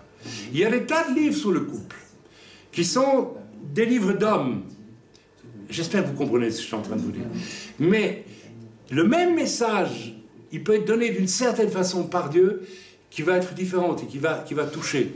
Je me rappelle du pasteur Fred Hoover à New York, parce que je suis prêché séminaire sur le couple, il m'a dit « Chaim n'est pas venu apporter... » Et attention, je ne me vante pas, je veux vous rendre jaloux un petit peu. Chaim n'est pas venu apporter un enseignement, il était venu apporter une semence. Quelque chose qui va pousser dans nos cœurs. Vous savez, on peut prêcher et ne rien laisser dans les cœurs. Ce qui est important, c'est ce qui va rester dans nos cœurs. Ok? Bien des chrétiens, des serviteurs, n'est-ce pas, différents des livres qui sont au fond bons, mais qui sont que des, n'est-ce pas, diffuses, pardon, des livres qui sont pas mauvais. Quand vous lisez les productions bibliques du monde évangélique en général, il y a des bonnes choses, beaucoup de bonnes choses. Mais au fond, quand vous faites un peu attention, vous prenez le recul, souvent, c'est des choses qui répètent ce qui a déjà été dit. On répète les mêmes doctrines. C'est bon, mais est-ce que ce sont nécessairement des choses qui viennent d'en haut? Ça, c'est autre chose. La question est, est-ce que ton livre ou ton message, ta prédication, sont-ils un fruit d'en haut ou bien un excellent ouvrage religieux? On peut faire un excellent ouvrage religieux, mais il y a autre chose si nous faisons un enseignement ou un livre de quelque chose qui est venu d'en haut. Lorsque je lis les livres de Scott Holz, je sais que ça, c'est venu d'en haut. Vous voyez? C'est quand même différent. On continue. Voilà, verset 17. Nous avons déjà lu le verset 17. Voilà, on va le lire peut-être. Si quelqu'un veut faire sa volonté, il connaîtra si ma doctrine est de Dieu, ou si je parle de mon propre chef. Amen. Ceux qui ont cherché vraiment Dieu au départ presque de leur vie chrétienne, et je vais vous dire quelque chose. Ces temps derniers, j'ai désiré reprendre un temps à part avec Dieu qui ait la même force. que ce que j'avais au début. Et vous savez ce que... Je ne veux pas dire que Dieu... Oui, Dieu m'a dit, tu ne le feras pas. Parce que si tu voulais le faire maintenant, c'est trop tard. Tu l'as fait au début. Et c'est là qu'il fallait le faire. Aujourd'hui, tu vas bientôt te reposer. Et je voudrais revivre ce que j'ai vécu au début, je ne peux plus. Parce que c'était nécessaire au début, pas à la fin. Alors, si vous n'êtes pas encore au début, commencez par le début et commencez à chercher Dieu de tout votre cœur, mes amis. Qui que vous soyez, où que vous soyez. Si vous ne le faites pas, personne ne le fera pour vous. Vous pourrez écouter tous les messages de la terre, vous pourrez courir dans toutes les églises que vous voulez. Si vous ne faites pas, vous, cette démarche personnelle, eh bien, le temps passera et un jour, vous ne pourrez plus le faire. Moi, je l'ai fait. Et Dieu m'a dit, non, tu ne peux plus le faire, Chaim. Parce que tu as donné tes coups de ronde. C'est fini. Ton temps est fini. Eh oui, ton temps va finir, Fabio, un jour. C'est terrible de se rendre compte qu'on ne peut plus refaire ça. Non, parce que c'était au début. Et tu l'as fait au début, m'a dit le Seigneur. Alors, j'espère que vous me suivez.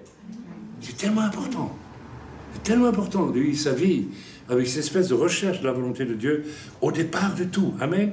Ceux qui ont cherché vraiment Dieu au départ, n'est-ce pas, sans le fait d'être portés par les hommes religieux ou leur système, se reconnaissent toujours entre eux.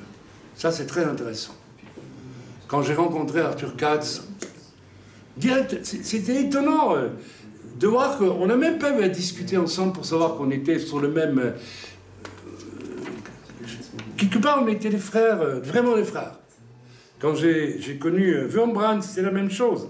Quand j'ai rencontré le pasteur Alimov aussi, même si il y a des points avec lesquels on doit discuter un peu tous les deux, mais fondamentalement, tout de suite, j'ai senti que c'était la même chose. Et il a dit la même chose de moi. Quand je t'ai rencontré, je sais qu'on était les mêmes. Qu'est-ce que ça veut dire, on est les mêmes?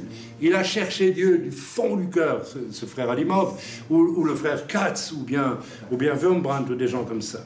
Amen. Donc, c'est tellement important. Verset 18, n'est-ce pas? Lisons maintenant le verset 18. J'espère que ça vous parle, ce que je vous dis là. Ça vous parle ou pas? Celui qui parle de son propre chef, de lui-même, voilà, cherche sa propre gloire. Mais, cherche sa propre gloire. Mais celui qui cherche la gloire de celui qui l'a envoyé, celui-là est vrai et il n'y a point d'injustice en lui. Celui-là est vrai. Ici, c'est clair, c'est net. Comment vais-je chercher la gloire de celui qui m'a envoyé s'il ne m'a pas envoyé? Ou si je n'ai pas été lui demander, comment veux-tu m'envoyer? Quand veux-tu m'envoyer? Avec quel message veux-tu m'envoyer? Où veux-tu m'envoyer? Si je n'ai pas été le supplier en le cherchant des heures dans la prière, pendant des semaines, des mois peut-être, le temps qu'il faut. Pour certains, ça peut prendre, je ne sais pas, pas nécessairement des années, hein.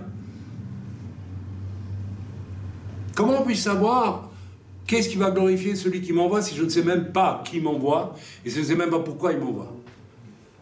Donc, si je ne cherche pas celui qui veut m'envoyer, et pourquoi il va m'envoyer, et comment il va m'envoyer, et quand il va m'envoyer, je vais faire quoi? Je vais fabriquer des choses humaines. Donc je travaille pour mon propre chef, et je vais travailler pour qui? Pour ma gloire à moi. Vous savez, c'est très vite fait. C'est très vite fait. Parce que si je fais rien dans l'église, jamais, ben je fais rien. C'est pas très fameux. Alors si je ne fais pas vraiment ce qui est la volonté de Dieu, je vais chercher à faire des choses pour remplir le vide.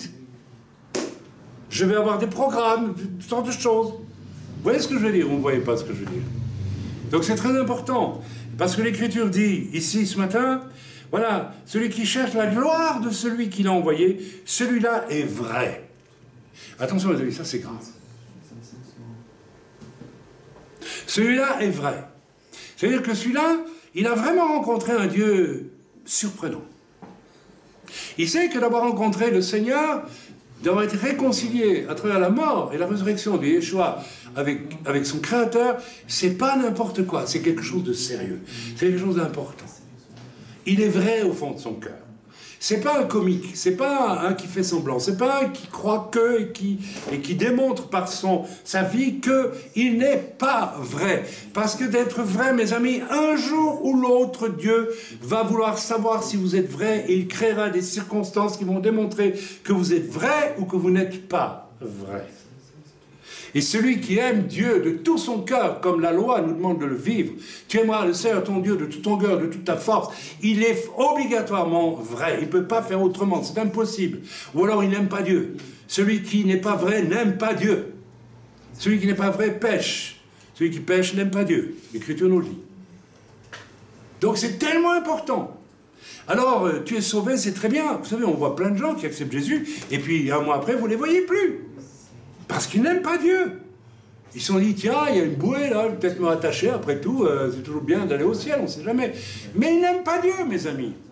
Ils n'ont pas compris que l'enjeu qui était là était absolument solennel. La rencontre avec Dieu, c'est Dieu qu'on rencontre quand même. C'est pas n'importe... C'est pas une affaire d'homme, ça. Ok?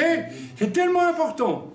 Celui qui parle de son propre chef, celui qui a toutes sortes de programmes, etc., etc., etc. On peut même construire un ministère. Mes amis, attention, attention, attention. On voit aujourd'hui beaucoup de ministères qui démarrent bien avec les dons de l'esprit et tout ce qui s'ensuit. Et puis à un moment donné, crac, ça chute. Vous savez pourquoi? Parce que je pense qu'au départ du tout, ils ont manqué de profondeur dans leur recherche de Dieu. Ils n'ont pas été chercher Dieu profondément suffisamment. Autrement, ils ne tomberaient pas dans des pièges. Alors attention à ça, parce que l'Écriture nous dit que plusieurs viendront devant le Seigneur un jour et diront, nous avons chassé des démons, nous avons imposé les mains aux malades en ton nom, etc. Et Jésus dira, retirez-vous de moi, je ne vous ai jamais connu. Je ne vous ai jamais, jamais connu. Ça veut dire, vous ne m'avez pas rejoint un jour profondément dans un temps de recherche de ma personne. Nous ne nous sommes pas connus. Vous ne m'avez pas cherché pour me connaître, et pour que je vous connaisse, il faut que vous veniez vers moi. Il faut que vous veniez vers moi. Le jour où on marie un couple, n'est-ce pas, l'homme vient et la femme vient. Mais si on ne vient pas l'un contre l'autre, on ne se marie pas. On se cherche. Et l'Écriture, à ce moment, fait un rapport entre se connaître dans un couple. Pour se connaître dans un couple, il faut une union totale, n'est-ce pas, vous le savez. Avec Dieu, c'est la même chose. Il faut une union d'une intimité absolue. Et je vous invite à chercher cette intimité dès maintenant, à la chercher. Autrement, vous ne serez pas vrai dans les moments où il faudra être vrai. C'est tellement important. C'est tellement important. Ne négligeons pas cela. Amen. Ici, je parle pour plusieurs qui vont écouter ce message. Amen. J'ai connu des hommes qui, pour garder leur carte de pasteur, mes amis, cette minable carte de pasteur qu'on donne dans certains mouvements, j'ai connu un mouvement où j'étais invité beaucoup en France, où j'ai vécu des réunions magnifiques, avec beaucoup de conversions, des guérisons, des miracles, tout ce que vous voulez. Notre téléphone sonnait 3 à 4 fois par semaine, 5 fois, parfois 10 fois. Les gens de cette dénomination me téléphonaient, frère, priez pour moi, pour ceci, et on priait, il y avait des guérisons, des miracles. Et un jour, les pasteurs avec qui je travaillais ont dû être vrais, et n'ont pas eu le courage d'être vrais. Parce qu'ils m'ont dit, on veut garder notre carte de pasteur. Donc ils ont refusé d'être vrais.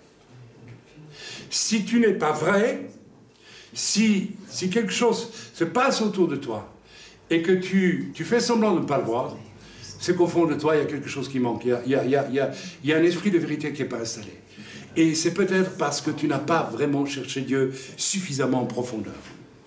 Il y a des gens qui s'agitent énormément, qui font beaucoup de bruit, qui bougent tout le temps, ils ne savent pas rester en place une seconde. C'est un très mauvais signe.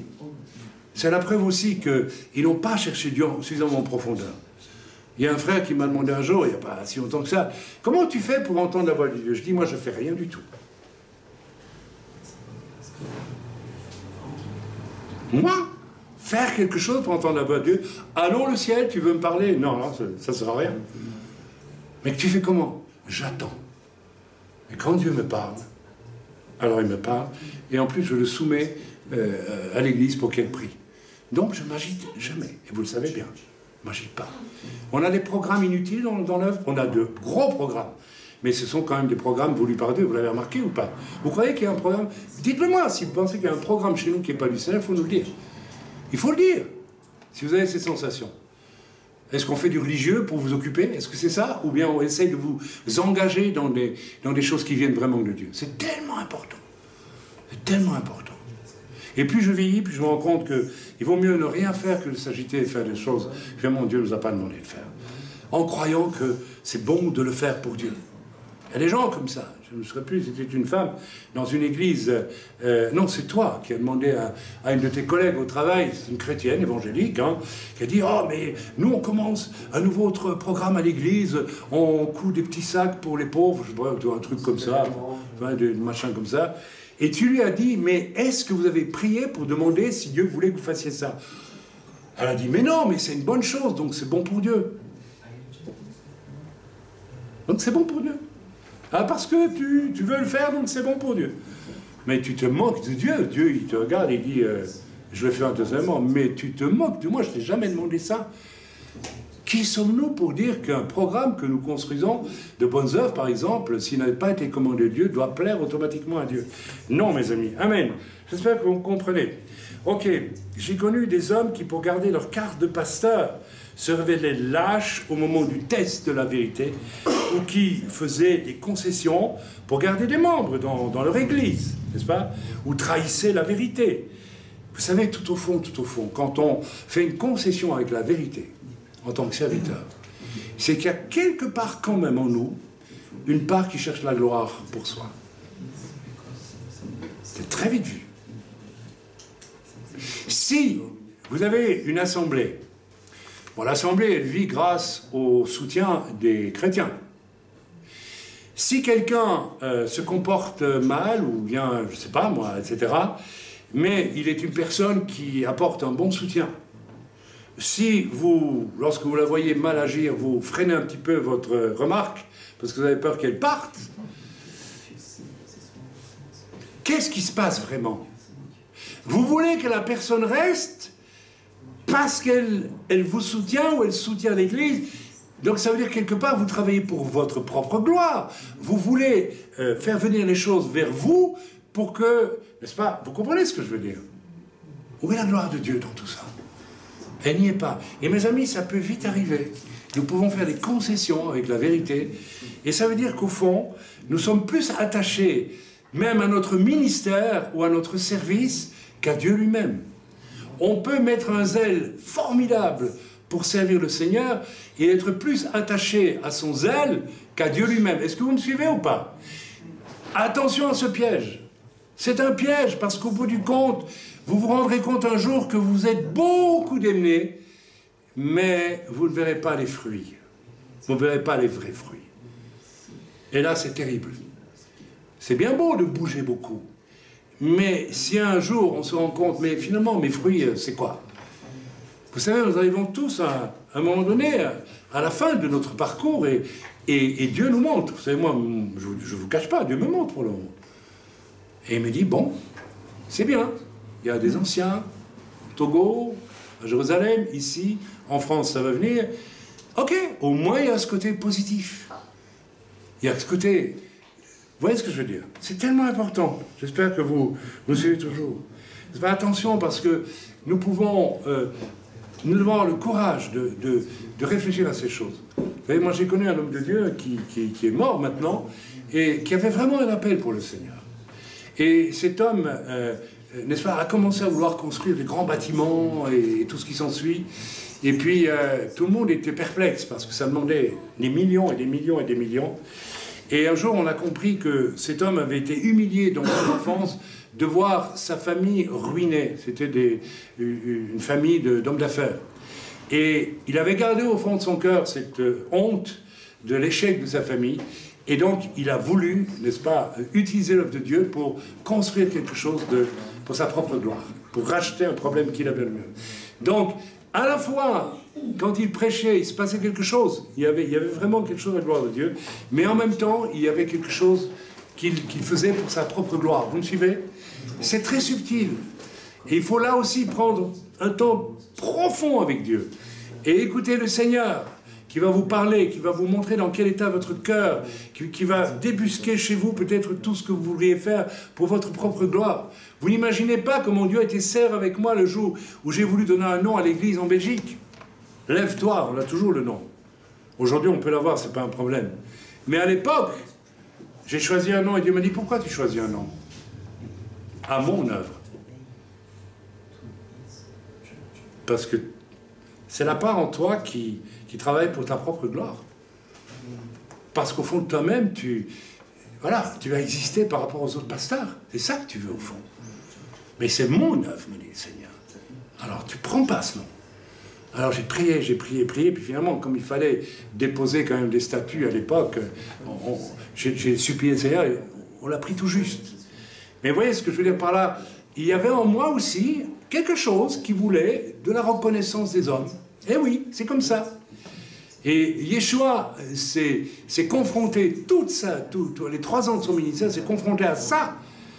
Ce qui dérangeait les pharisiens chez Yeshua, c'est qu'ils ne voulaient pas la reconnaissance des hommes, ça ne l'intéressait pas. Comment? Tu ne veux pas qu'on te reconnaisse, qu'on dise, oh, il n'y a rien de plus terrible lorsque vraiment vous allez chercher la face de Dieu et que vous croisez des hommes religieux, vous dites, mais viens avec nous. Comment tu viens pas avec nous? Non, mais ça va pas, non, tu nous prends pour qui? Mais nous, on existait, on était là avant toi, etc., etc. Mais c'est ça, l'esprit religieux. Donc, bien, ok, alors, verset 18, le Seigneur Yeshua dit, et je viens de parler de ça, celui-là, il est vrai. C'est important, retenez ce mot vrai, être vrai, vrai, vrai, vrai. Amen. On continue. Faire comme Jésus, utiliser avant tout un temps. Voilà la solution au problème. Je l'ai déjà donné la solution, mais je la redis. Utiliser au départ de tout, et au départ de tout nouveau projet d'ailleurs, un désert de prière avec le Seigneur. Amen. Voilà, donc, je vous l'ai dit déjà, j'ai eu la chance de comprendre tout au début de mon ministère que c'était ce qu'il fallait faire, et ça a été un temps extrêmement important pour la formation du caractère, pour l'incubation. Vous savez, quand on prend du temps avec le Seigneur, qu'on cherche sa face, et on ne sait pas où on va, on ne sait pas pourquoi Dieu, vraiment pourquoi Dieu veut nous utiliser, eh bien, on est comme du thé au fond d'une terre, on est en train de... On pompe ou c'est l'eau qui tire le thé, je n'en sais rien, mais il faut avoir ce temps avec Dieu, où on infuse avec Dieu, et où Dieu va progressivement, n'est-ce pas, nous transformer, nous façonner, nous fabriquer pour sa gloire à lui. Retenez ça, mes amis. Un enfant dans le sein de sa mère, personne ne le fait. Dieu le fait. Et vous, de la même façon, Dieu doit vous fabriquer tout neuf à partir du moment où vous êtes devenu un croyant pour que Dieu vous transforme et fasse de vous une autre créature. Écoutez-moi, s'il vous plaît. Vous n'êtes plus les mêmes. Ce n'est plus moi qui vis, c'est Christ qui vit en moi. Je suis mort à mon ancienne nature.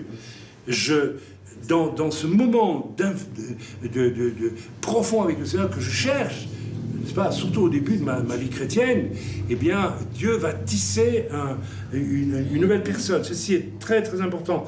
Votre caractère, Dieu m'a montré tous les défauts de mon caractère à l'époque. Et je n'étais pas fier, hein, je voyais mes défauts. J'étais là. Donc, si Dieu les montre, c'est pour quelque chose. C'est pour qu'on laisse Dieu nous changer, nous transformer. Ok? Comment c'est que certaines personnes, il faut les reprendre pendant 10 ans pour ne pas voir un seul résultat? Et tout simplement parce qu'elles n'ont pas cherché Dieu en profondeur quand il le fallait. Ok?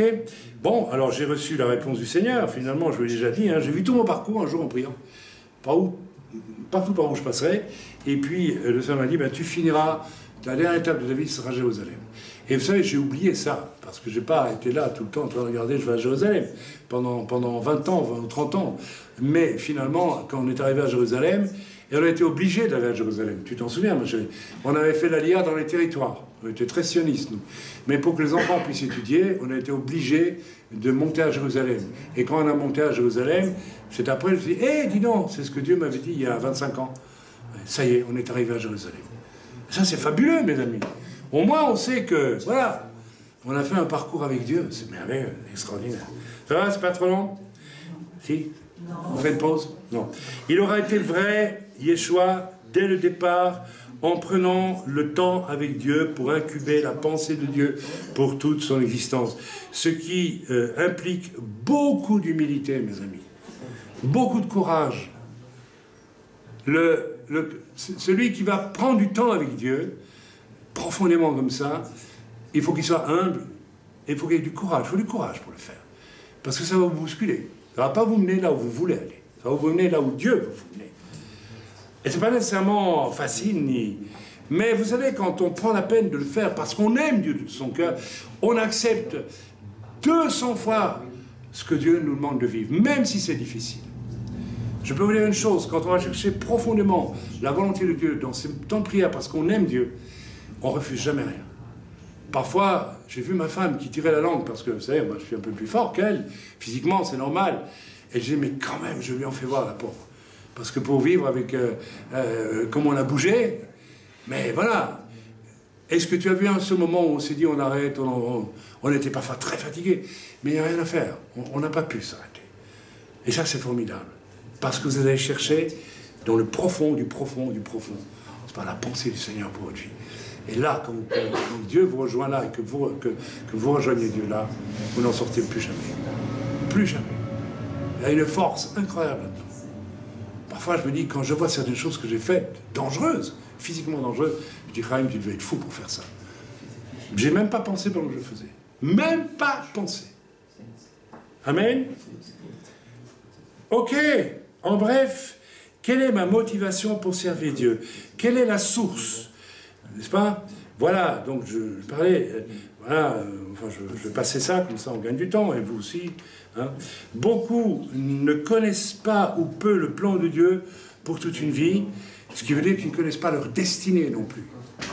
Hein, quand je prêche le message de la bénédiction des pères, je parle de si je sais qui je suis, je connais aussi ma destinée. Mais comment vais-je savoir qui je suis si je ne cherche pas Dieu? Parce que lorsque vous naissez de nouveau, vous n'êtes plus un terrestre, vous devenez un céleste. C'est l'Écriture qui nous dit. Hein. Certains sont des terrestres, certains sont des célestes. Ça veut dire quoi? Ça veut dire que lorsque vraiment vous naissez de nouveau, vous naissez d'en haut, mes amis, vous êtes des célestes. D'accord? Et votre identité, elle est en Christ. Vous devez aller la chercher profondément. Je répète, l'identité de Yann en Christ, l'identité de Benoît en Christ, l'identité de tes filles, de chacun d'entre nous, est différente de la mienne et des autres. Vous êtes unique, unique en Christ, mais il faut que vous découvriez qui vous êtes en Christ.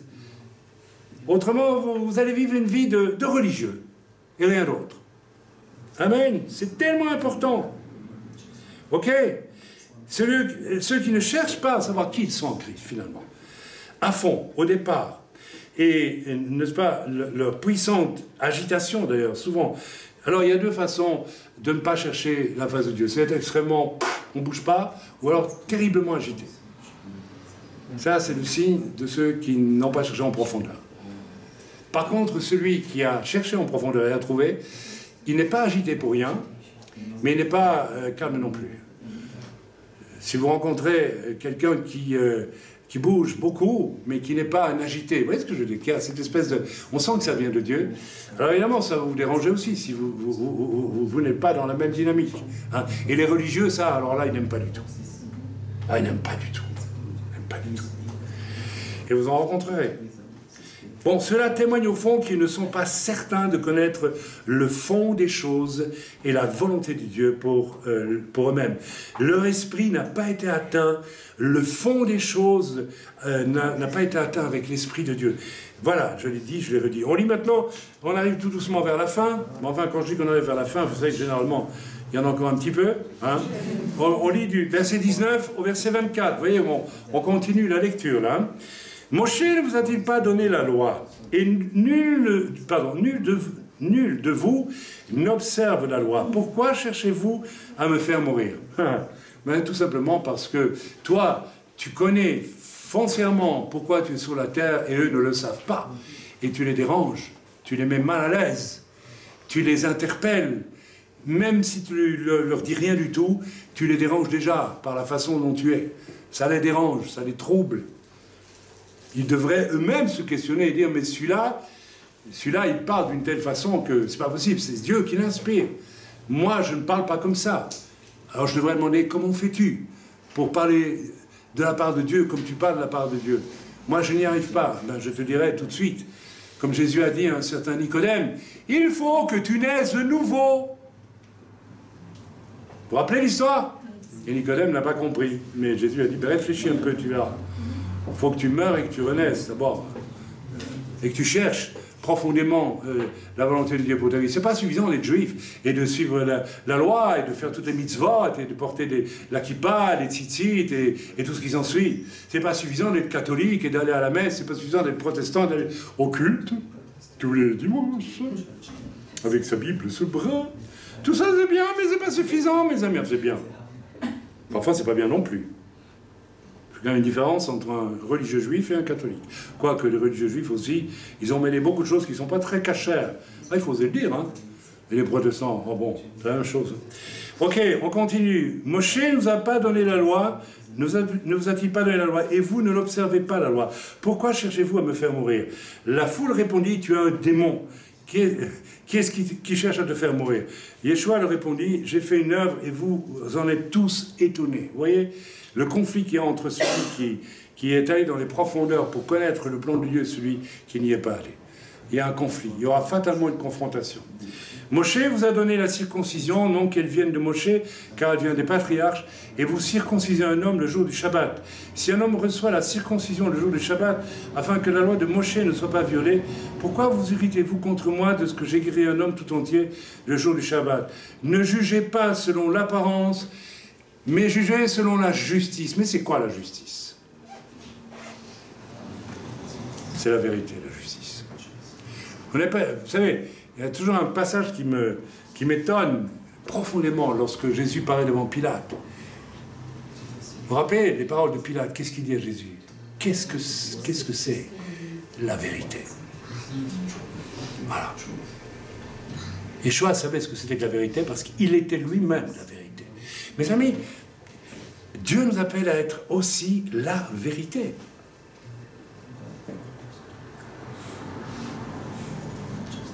Pilate, non seulement ne connaissait pas la vérité, mais il n'était pas dans la vérité et ne pouvait pas être la vérité. Parce que Pilate n'était pas un homme qui avait... C'est Pilate ou c'est Pilate qui parle comme ça? Non, c'est... Oui, c'est Pilate. Oui, c'est Pilate. Parce que Pilate n'a jamais été interpellé à l'idée d'aller chercher le plan de Dieu pour sa vie. Il marchait selon les lois romaines, hein, tout simplement, les lois religieuses romaines, qui n'avaient strictement rien à voir avec la volonté de Dieu. Et il va finir par demander des choses, mais qu'est-ce que c'est que la vérité? Alors qu'il a en face de lui un homme qui est dans la vérité, qui est la vérité, et qui connaît la vérité, qui pourrait lui enseigner tout. Au lieu de lui dire, tu me troubles, enseigne-moi, apprends-moi. Mais il fallait que Yeshua meure, alors... Voilà, et Dieu savait que Pilate, de toute façon, ne s'intéresserait jamais à la vérité. Mes amis, attention à la vérité. Est-ce que vous êtes de ceux qui voulaient devenir vrais, donc devenir aussi la vérité? Des moments où vous êtes la vérité pour les autres. Vous me suivez ou vous croyez que je raconte une hérésie? Le Seigneur dit dans l'Épître aux Éphésiens qu'il a donné 5 ministères pour mener chacun à quoi? À peu près à la stature de Christ, non, à la mesure de la stature parfaite de Christ. Yeshua est le chemin, la vérité et la vie. Vous devez devenir la vérité aussi. Et vous devenir la vie. Et vous devez devenir le chemin. Vous n'êtes pas Jésus, mais vous voyez ce que je veux dire? Vous êtes comme Jésus. Le but du Seigneur, si vous mourrez à la croix, comme vous devez mourir, et que vous renaissez, comme Yeshua est ressuscité, c'est ça le but du baptême.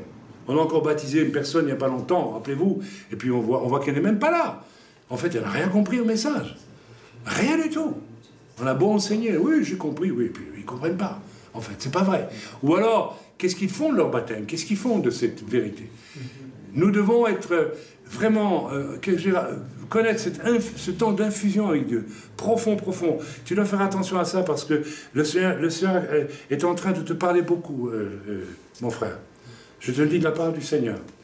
Et je sais que tu vas le faire. C'est vrai ou c'est pas vrai? Je sais que tu veux le faire. Fais-le parce que Dieu va commencer à te parler d'une façon que tu ne peux même pas imaginer. Je n'ai même pas le savoir, ça ne me regarde pas. Mais Dieu va, Fabio, commencer à te parler et recherche-le de tout ton cœur, prends du temps avec Dieu. Dieu va commencer à former quelque chose en toi. Il faut vraiment que tu le fasses. Le Seigneur me dit de te le dire maintenant, alors je te le dis. Ok? De la part du Seigneur. Ok, on continue. Voilà, 19-24, celui qui fonctionne son esprit avec l'esprit de Dieu depuis le départ entrera toujours en conflit avec le religieux normatif. La religion veut vous donner une norme qui est sa norme.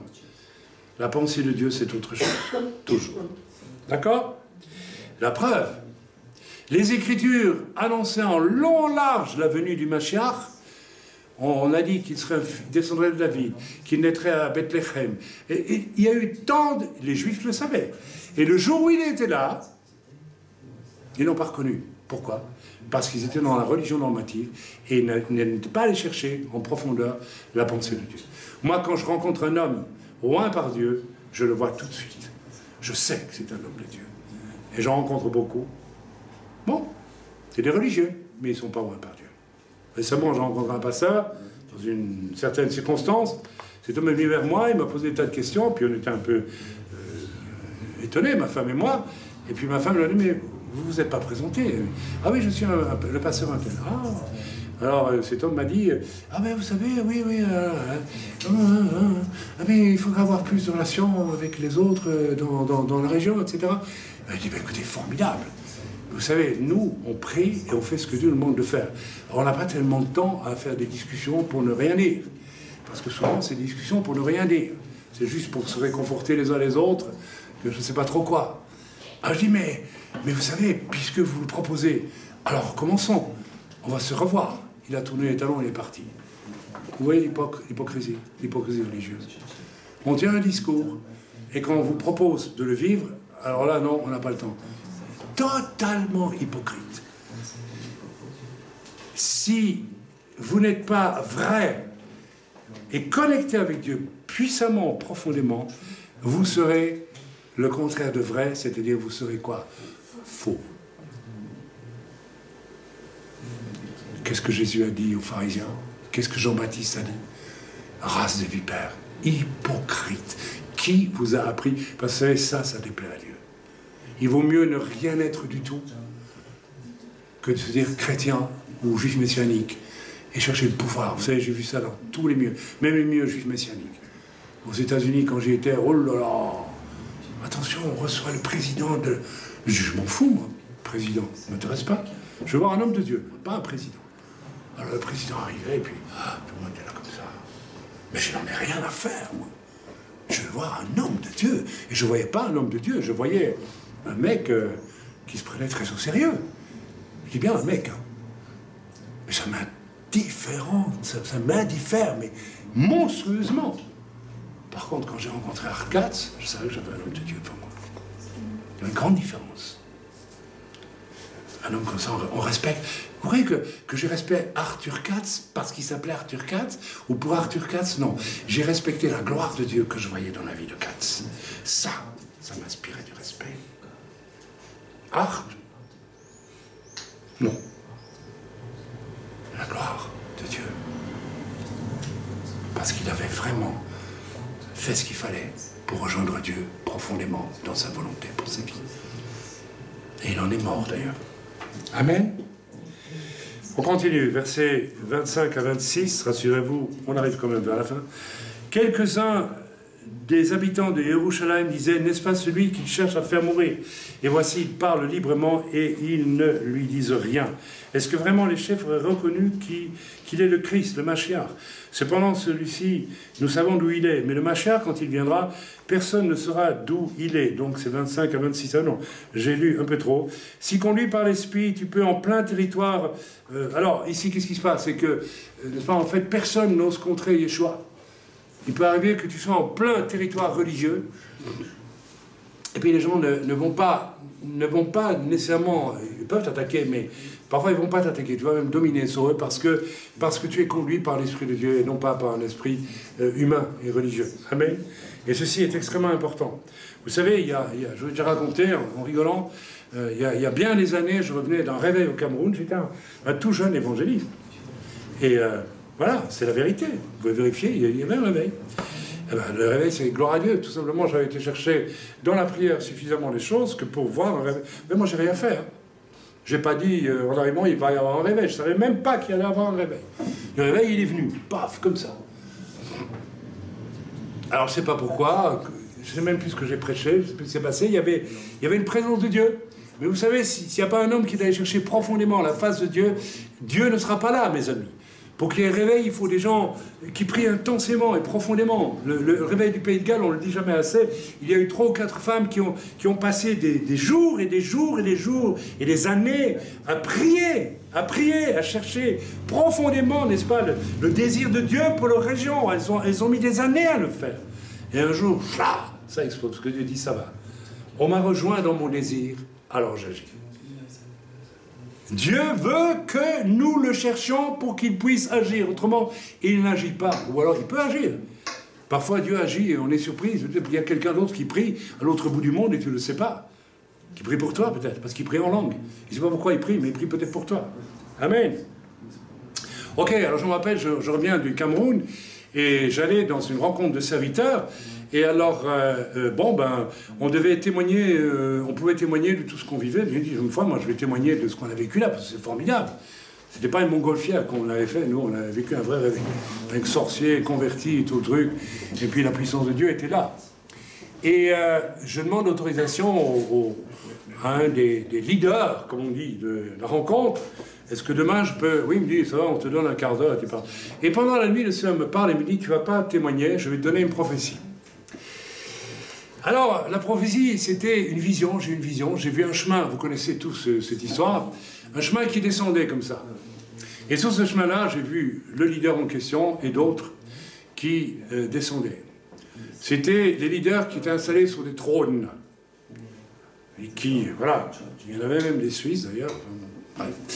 Et puis, le Seigneur m'a dit, voilà, je vais les détrôner. Tu vas leur dire que je vais les détrôner. Parce qu'ils ne travaillent pas pour ma gloire, ils travaillent pour leur gloire. Première chose. Et puis tu leur diras aussi, et je vois un autre chemin qui monte derrière, et je vois, mais alors, des idiots. Les idiots. C'est une caricature de ce que nous sommes. Et je vois les éclairs d'onction qui descendent. Et ça me dit, je vais remplacer ces gens-là par d'autres que je vais lever.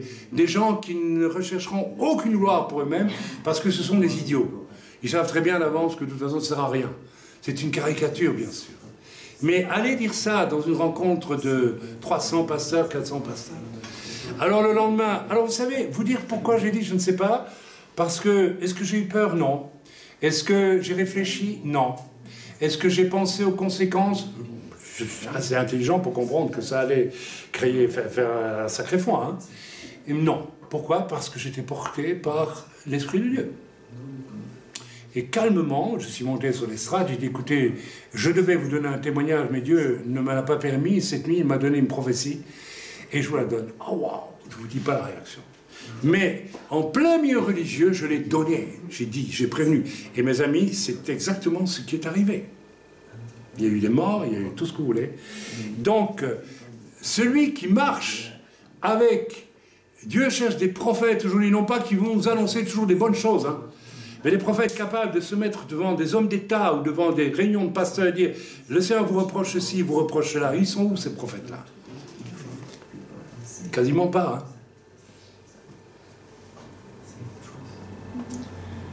J'ai vraiment été béni ces jours-ci parce que le Seigneur m'a dit, enfin, je n'aurais peut-être pas à le dire, mais je dis un petit peu, je vais te rendre la colère que j'avais mis en toi il y a des années et des années. La sainte autorité, je vais te la rendre parce que je vais t'utiliser bientôt. Ton travail n'est pas fini. Et ça va être très fort. Vous savez, cette autorité, cette grande autorité que Dieu nous donne parfois, vous savez, Dieu ne la donne pas toujours. Au départ, j'en avais une formidable d'autorité. Et puis, elle s'est amenuisée parce que le Seigneur a voulu m'utiliser pour d'autres choses. Un travail plus pastoral, plus apostolique aussi, plus d'enseignement aussi, pendant des années. Puis le Seigneur m'a dit, tiens-toi prêt, je vais te rendre cette autorité. Donc ça veut dire que Dieu m'a utilisé pour aller dans des milieux religieux, peut-être, je ne dirai pas où, mais je devine bien où. Alors voilà, et il faut du courage. Mais vous savez, celui qui a touché les profondeurs de Dieu, il n'a même pas besoin de courage.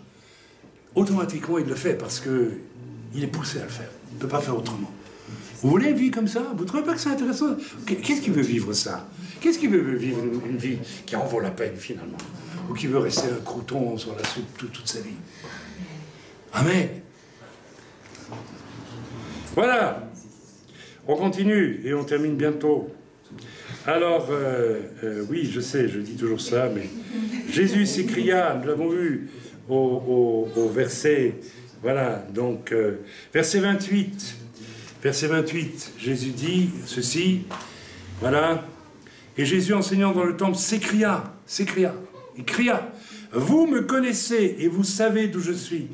Je ne suis pas venu de moi-même, mais celui qui m'a envoyé est vrai. » Dieu notre Père est vrai. Et quelle meilleure garantie pouvons-nous avoir pour faire des choses pour le Seigneur que de faire ce qui vient de la part de Dieu, puisque Dieu est vrai. Qui peut douter que notre Dieu, notre Père est vrai?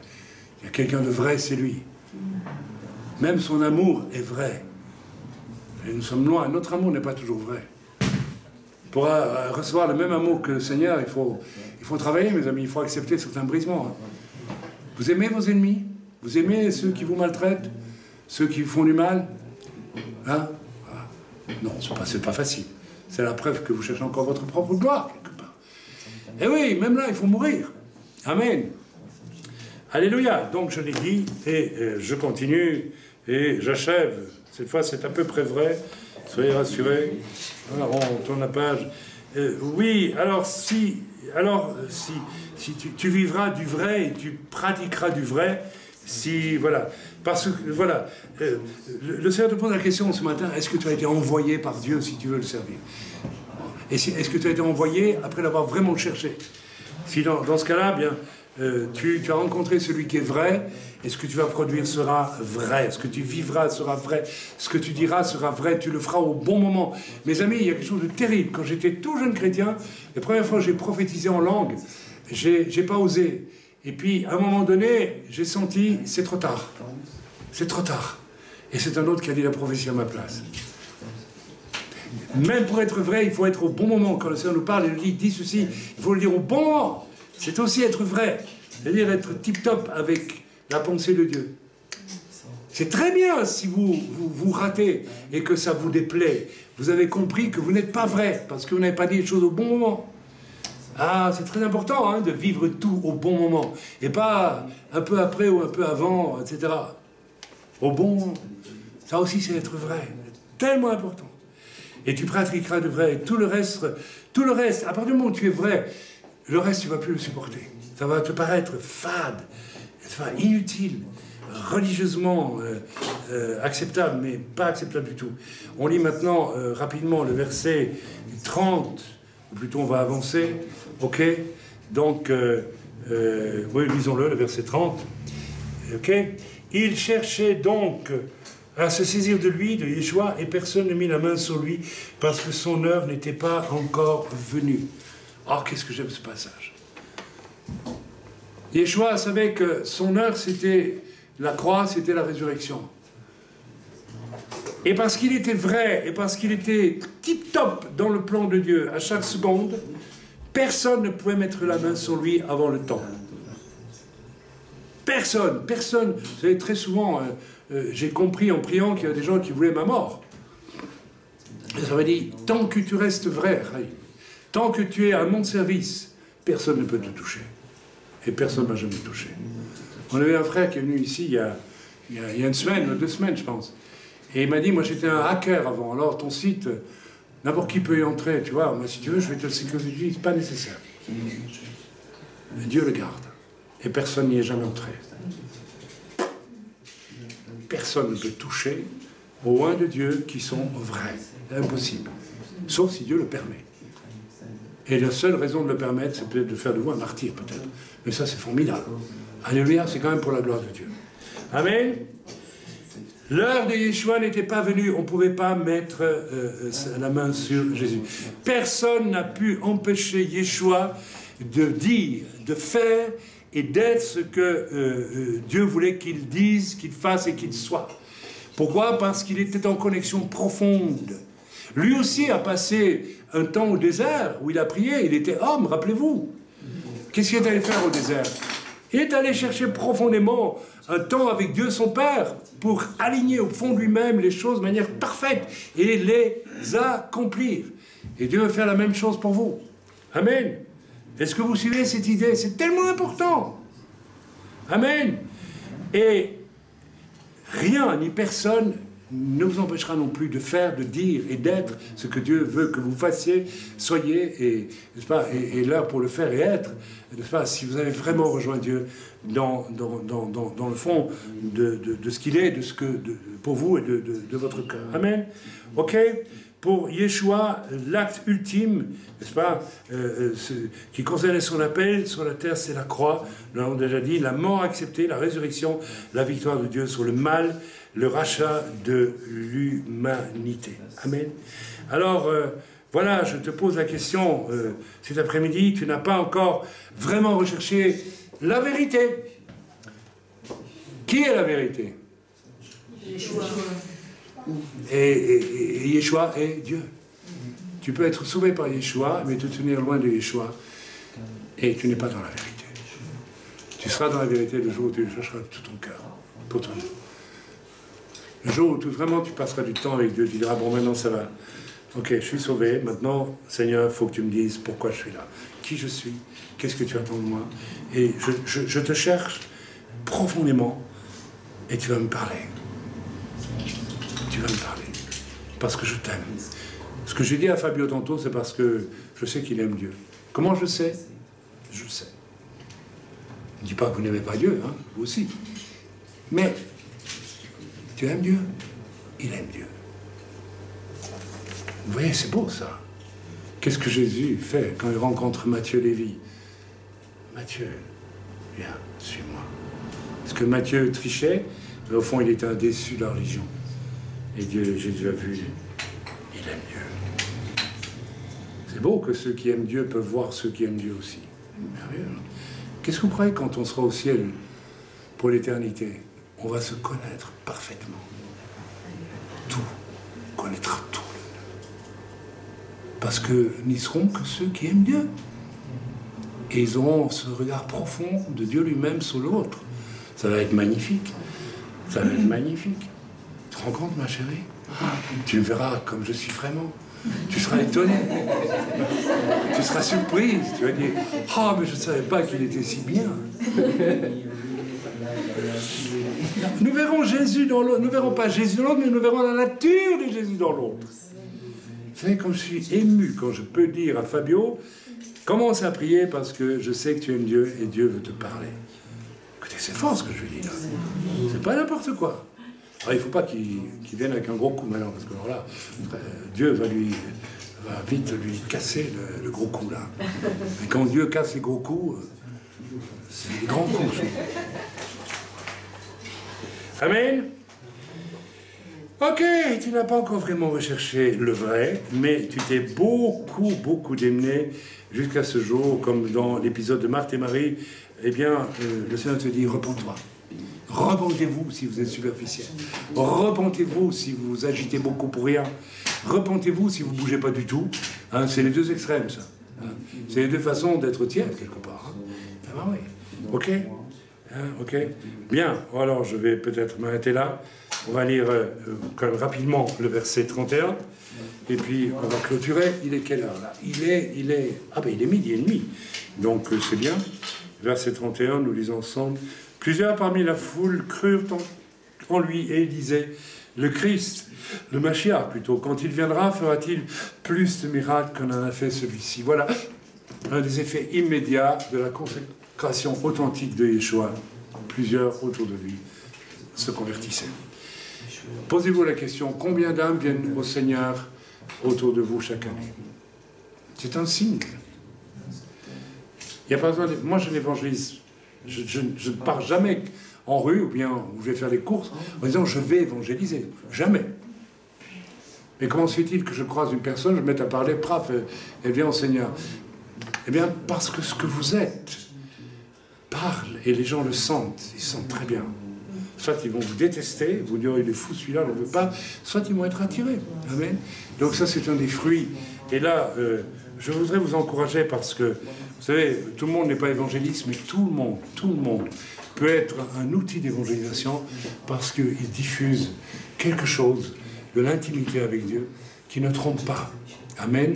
Alors, je vous encourage tous à peut-être demander pardon au Seigneur si vous vous contentez d'être soit un agité qui s'agite beaucoup ou quelqu'un qui bouge jamais. C'est les deux faces d'une même pièce. Hein. Ou bien peut-être de demander au Seigneur, ou bien simplement prendre la décision, Seigneur, je vais passer du temps avec toi maintenant. Tout seul avec toi, je vais te chercher. Je vais te chercher jusqu'à ce que tu me parles en profondeur, que tu me guides, que ma nature puisse infuser la nature de Dieu au plus profond et t'écouter. Parce que ce que tu as à me dire est différent de ce que tu as dit à Chaim un jour, de ce que tu as dit à qui que ce soit. Seigneur, j'ai besoin de ce moment avec toi où la nature de Yeshua va prendre la place de ma vieille nature. Et Seigneur, c'est pas parce que j'ai levé la main, j'ai accepté Jésus que c'est fait. Non, je dois te chercher en profondeur, très en profondeur. Et pour ça, je veux prier, je veux passer du temps avec toi. Amen. Si vous avez à cœur de prier pour demander au Seigneur, pour dire au Seigneur que vous voulez vivre ça, parce que c'est votre décision finalement. Moi, je ne peux pas le faire à votre place. Et personne ne le fera à votre place. C'est vous qui devez en avoir le désir, avoir la soif. Et puis, vous savez, ne rien faire, c'est terrible. Mais faire plein de choses que Dieu ne nous a pas demandé de faire, c'est terrible aussi.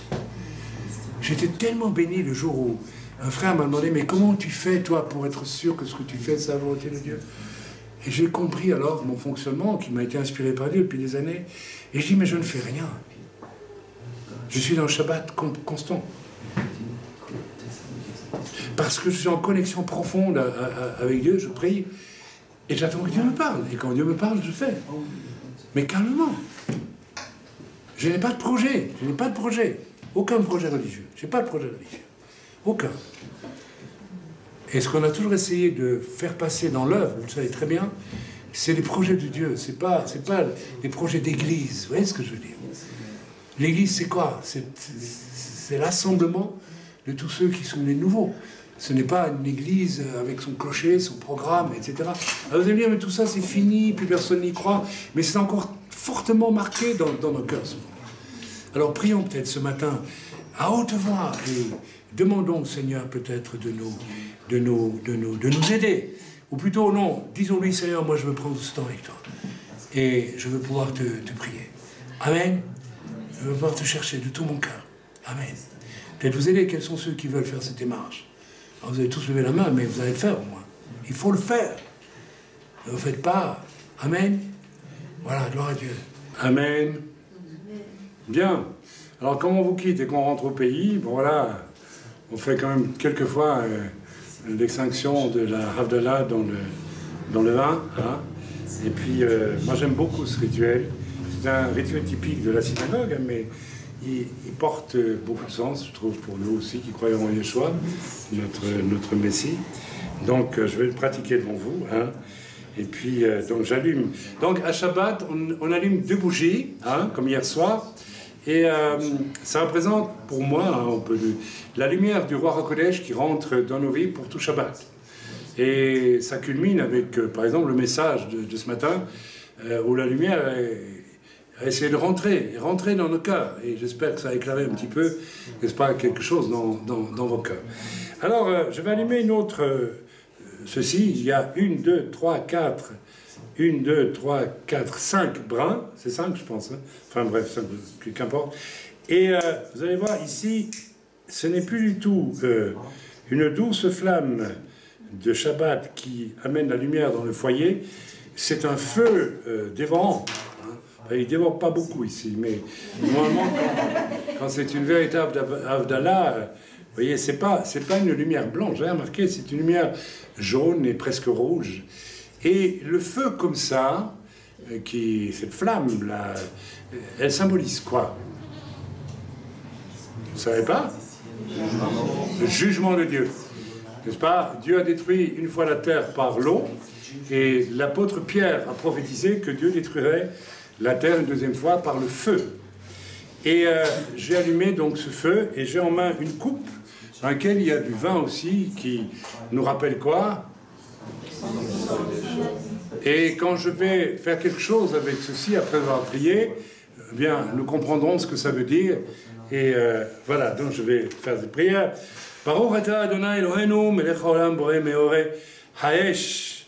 Alors maintenant, je vais faire la bénédiction après l'extinction du feu de la bougie, mais je vais peut-être suivre le rituel qu'il faut le faire. Donc je vais prendre ce feu qui représente le jugement de Dieu, et je vais faire ce qu'on fait à la synagogue depuis toujours. Et on a perdu parfois la signification profonde du geste. Donc le feu du jugement, pour nous en tout cas, il est éteint dans le sang de l'agneau. C'est fort.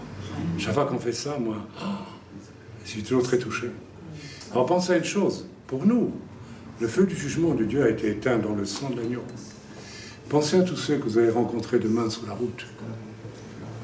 Vous savez, j'étais dans un lieu extrêmement religieux, dans les pays de l'Est, il y a quelques mois, et j'ai vu des gens qui venaient adorer la Vierge Marie. Et je voyais tous ces gens, il y avait des milliers de personnes qui passaient devant moi. Et je regardais le visage. Et sur tous les visages, je voyais l'enfer, mes amis. Je voyais l'enfer. Il n'y avait personne de sauvé. C'était effrayant. Et je me disais, Seigneur, je suis venu là, pourquoi? Et, bon, je savais pourquoi j'étais venu. Mais je dis, c'est terrible. Ils croient qu'ils sont sauvés, ils ne sont pas sauvés. Et nous, la colère de Dieu est éteinte dans le sang de l'agneau. Alors, nous avons une raison de plus de le chercher de tout notre cœur. Amen. C'est tellement important. Voilà, je vais faire la prière que l'on fait après l'extinction de l'Havdalah. Baruch atah Adonai Eloheinu melech haolam hamavdil ben kodesh lechol uven nor lechoshech Yisrael la'amim uven yom hashvi leshishet yimei ha'maaseh Baruch atah Adonai hamavdil ben kodesh lechol. Sois béni, Éternel, notre Dieu, roi du monde, qui sépare le sacré du profane. Et le sacré du profane, ce matin, on a compris, le religieux, la connexion profonde avec Dieu. La lumière de l'obscurité, Israël, les nations, le 7e jour des 6 jours de l'action. Vous voyez l'action? Vous voyez que Shabbat, c'est un temps pour chercher profondément le Seigneur. Ok? Sois béni, Éternel, qui sépare le sacré du profane. Alors, le sacré du profane, nous pouvons être religieux et être dans le profane. Et nous pouvons être pas religieux du tout, être dans le sacré. Rappelez-vous toujours cette leçon, quand vous rencontrez quelqu'un qui se dit chrétien, est-ce que vous voyez un homme ou une femme de Dieu, ou est-ce que vous voyez autre chose? Je me rappellerai toujours, je termine là-dessus, je vous le promets, de cette femme que j'ai ramenée chez elle, de Berne, il y a des années, une vieille femme de 90 ans, 90 ans, qui travaillait encore dans une œuvre chrétienne en Suisse alémanique, et elle n'avait pas de voiture pour rentrer chez elle le soir. Et je l'ai prise avec moi, je l'ai conduite, et j'ai commencé à parler.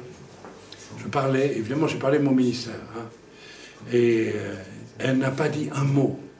Et à un moment donné, j'étais gêné parce qu'elle ne répondait pas. Et le Seigneur m'a dit, tu parles beaucoup. Elle ne dit rien, mais sans. Et j'ai senti un parfum de rose qui est sorti de cette femme. J'avais rencontré quelqu'un qui connaissait vraiment le Seigneur. Et j'ai pris une leçon. J'ai dit, ça m'a dit, Chaim, le jour où sortira un parfum de rose de ta présence, alors j'aurai fini mon travail avec toi. Et cette femme, je le voyais dans les phares des voitures qui nous croisaient, souriait. C'était comme un ange. Elle n'a pas dit un mot, mais elle était Jésus. Elle était comme Jésus. Magnifique. Je vous souhaite de finir votre vie comme ça. Il n'y a rien de mieux. Amen. Soyez bénis dans le nom de Yeshua.